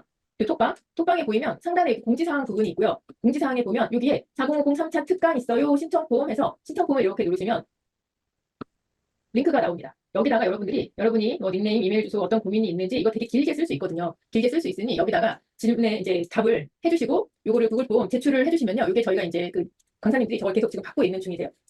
그 질문을 하실 때는 정확한 답을 받기 위해서는 두루뭉술하게 질문을 하시는 것보다 그냥 상황을 오픈을 하시는 게 더 좋은 답을 받으실 확률이 높습니다. 그리고 저희가 여러분들이 해주신 질문이 우리 강사님 세 분 그리고 저까지 포함해서 답을 같이 하긴 할 건데 이게 만약에 우리 선에서 해결이 안 되네? 그러면 금토린 선생님, 천울 선생님한테까지 여쭤봐가지고 그걸 가지고 답변을 해드릴 거니까 혹시 부동산에 관해서 좀 답답하고 하셨던 부분이 있으셨다면 저기다가 질문 올려주시면 저희가 최선을 다해서 답변을 해드리도록 할게요. 자, 그리고 다음 주에 우리 나무주원님의 강의가 있는데요. 나무주원님 강의가 21일 날 지금 오프라인과 온오프라인으로 동시 진행이 오늘은 이제 줌만 진행을 했지만 다음번에는 오프라인도 동시 진행을 하니까 저번에 이제 우리 그 김경재님처럼 톡방에서 구글 폼 올려드리고 신청을 받을 건데요. 가끔 방은 60명 정도까지 들어갈 수 있으니 오프라인으로 신청들 많이 하셔서 라이브로 또 들으시면 훨씬 더 귀에 쏙쏙 잘 들어오시고 오늘 들으시는 이제 설명도 잘 들으셨지만 오픈은 또 오프대로 되게 매력이 있거든요. 그래서 현장 참여 꼭 해보시라고 말씀드리고 싶고 자 마지막으로 저희가 구글 폼은요. 추석 지나고 오픈이 될 예정입니다. 추석 기간 중에는 이제 작품분들도 휴식을 하시니까 이제 추석이 18일까지잖아요. 그러면 아마도 저희가 이제 강의가 21일이니까 19일 날 구글 폼 오픈이 될 거고 거기서 신청을 하시고 참석을 하시면 되고 미리 날짜만 21일 날 내가 가야겠다라고 빼놓고 있어주시면 될 것 같아요. 자 마지막으로 좀 전에 우리 문화이드님이 이제 임장스쿨 또 말씀 많이 해주셨는데요. 저희 닥꿈에서 굉장히 열심히 준비해서 진행을 하려고 하는 임장스쿨이 다음 주 20일 날 이제 모집을 시작을 합니다. 이번에 3개월 단위로 모집이 진행이 되고 그 공지 부분이 닥꿈에 올라가 있는데요. 이번에 정말 7월부터 9월까지 한번 진행을 했던 임장스쿨을 완전 업그레이드를 시켜서 여러분들이 임장 다니기 가장 좋은 시즌이 옵니다. 10월, 11월, 12월 되면 조금 춥다고 하시긴 할 텐데 정말 좋은 날씨에 즐겁게 여행처럼 임장 다니실 수도 있고 실제 투자하실 분들은 리더님들한테 아까 문화이신님 말씀해 주신 것처럼 정답지가 나와 있는 해설지를 보면서 리더가 직접 다 설명해주는 그런 임장을 다니실 수 있습니다. 여기도 또 관심 많이 가져주시고 닥꿈스쿨 들어가셔서 임장스쿨 한번 내용도 읽어봐 주시면 좋을 것 같습니다. 자 문화이신님 너무 고생하셨고요. 녹화본은 내일 편집 후에 올려드리도록 할게요. 네, 우리 화면 좀 켜주세요. 캡처 좀 할게요. 많이 이제 들어주셨는데 네, 한이님도 켜주고 신여사님도 켜주시고 요기어치님도 켜주시고 얀님도 켜주시고 블링미님, 션팡님 네, 오늘 그리고 퀴즈 당첨하신 제가 체크해놓은 게 백이름님, 꾸끼림님, 요기어치님, 션팡님 이렇게 네 분이신데 그 쿠폰은 내일 산타님이 보내주실 거고요. 네, 화면 조금만 더 켜주세요. 네, 이혜영님도 켜주셨고 시간초월자님 네, 딱 이렇게 한 페이지만 딱 됐으면 좋겠는데 조금만 더 힘내봅시다. 감이라 시기가 너무 힘들어. 자, 여기까지 할게요. 네, 감사합니다. 캡처하시죠. 하나, 둘, 셋.